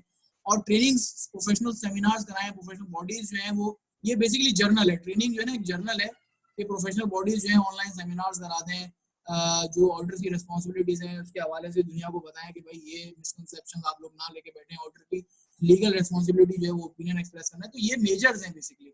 इससे जो है बेसिकली आप कंपनीज को या अपने फर्म के ट्रेनिंग मैनुअल्स में आप अपने ट्रेनिंग्स को बता सकते हैं कि यार अगर तुम किसी क्लाइंट पे जाओ तो क्लाइंट को ये बताओगे कि हम अपने एंगेजमेंट लेटर में ये बातें डालते हैं कि एक्सपेक्टेशन गैप को रिड्यूस किस तरह किया जाए। तो आप हमारे ट्रेनिंग, हमारे एंगेजमेंट लेटर्स को पढ़ें, आप हमारी ऑडिट रिपोर्ट्स को पढ़ें, आप ट्रेनिंग लें। तो बच्चों को ये बात पता होनी चाहिए। ठीक है सर, ठीक है, यहाँ तक क्लियर हो गई बात सर? यहाँ तक क्लियर हो गई सर, ये भी सिंपल सी बात है सर। इसके बाद जो एक क्वेश्चन था आपसे जो मैंने आपको बस कराना था, देखो बाकी सारे क्वेश्चन तो सिंपल सिंपल से हैं, ठीक है ना। यार ये क्वेश्चन है, क्वेश्चन नंबर 9, मैं इसको हाईलाइट कर रहा हूँ। ये पिफ्फा का सवाल है, ठीक है ना यार। ये इसमें भी रिपीटेशन है, सब वही बातें पूछी है। एक्सपेक्टेशन गैप क्या है, ठीक है, और मैनेजमेंट के व्यूज से, मैनेजमेंट के व्यूज क्या है, एब्सोल्यूट एश्योरेंस आप क्यों नहीं दे सकते हैं। सिंपल सिंपल सी बातें हैं, आप खुद करके आना, ठीक है ना। कुछ सवाल मैं तुम लोगों को होमवर्क के लिए दे रहा हूँ, ये सवाल जरूर करके आना। क्वेश्चन नंबर 9 ये तुम्हारा होमवर्क है, ठीक है। वैसे तो सारे होमवर्क है लेकिन तुम्हें ये जो है ना ये जरूर करना है। इसके बारे में मैं अभी तुम्हें नहीं बता रहा, जब तुम करके आओगे उसके बाद देखेंगे कि तुमने किस हद तक किया। सर आगे चलें, आगे चलें, आगे चलें। सर क्वेश्चन नंबर 12 जो है ना, सर क्वेश्चन नंबर 12 सेम है अभी जो हमने ऊपर सबसे जो हमारा रिसेंट क्वेश्चन आया था, क्वेश्चन नंबर ऑटम 2019 का। सर ये सवाल और वो सवाल एक ही है, यानी ऑटम 19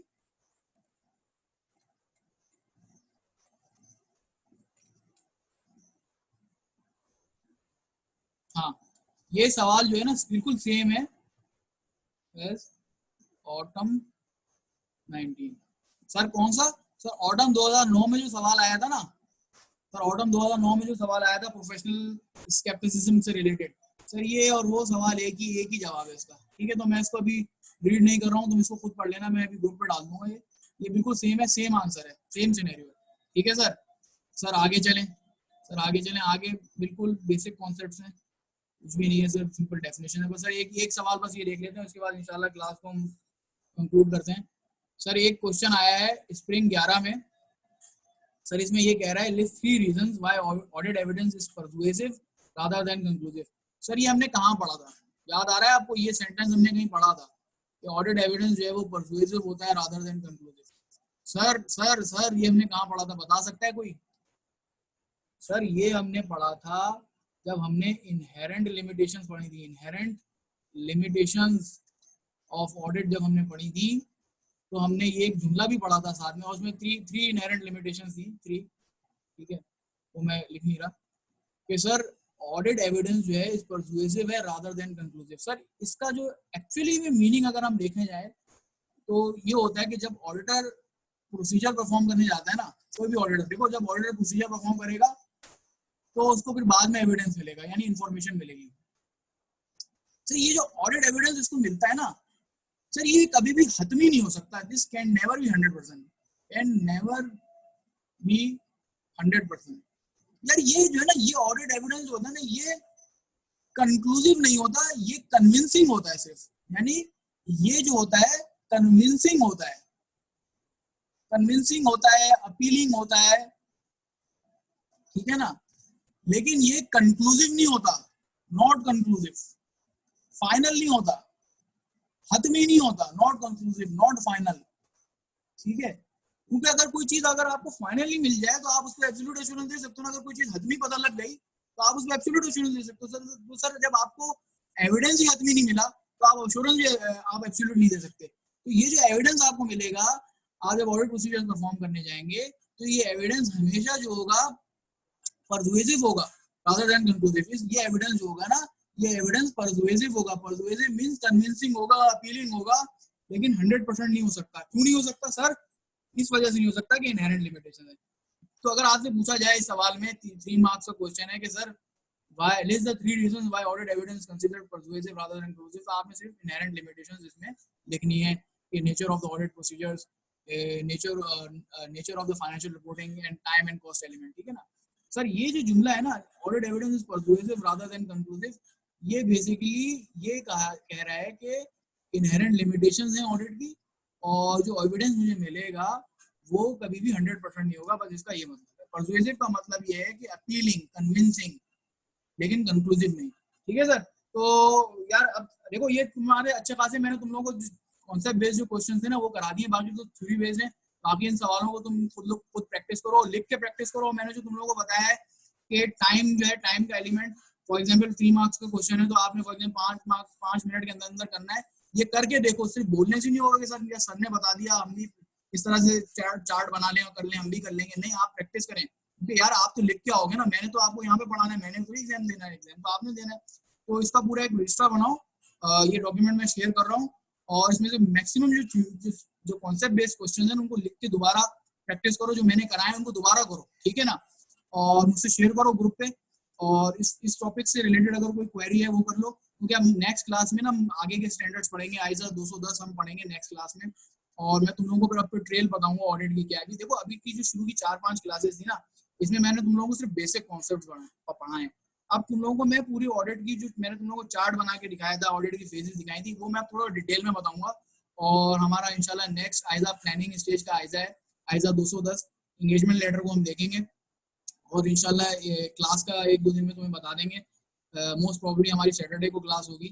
तो तुम लोग जो है पास्ट पेपर्स की सारी प्रैक्टिस करो, और टच में रहो, ग्रुप पे क्वेश्चंस पूछो, और इंशाल्लाह फिर हम नेक्स्ट क्लास जो है वो सैटरडे को करेंगे। तो क्वेश्चन वगैरह है तो कुछ पूछ लो, ठीक है, वरना फिर क्लास जो है फिर ऑफ करते हैं। ठीक है, कोई क्वेश्चन है तो पूछ लो।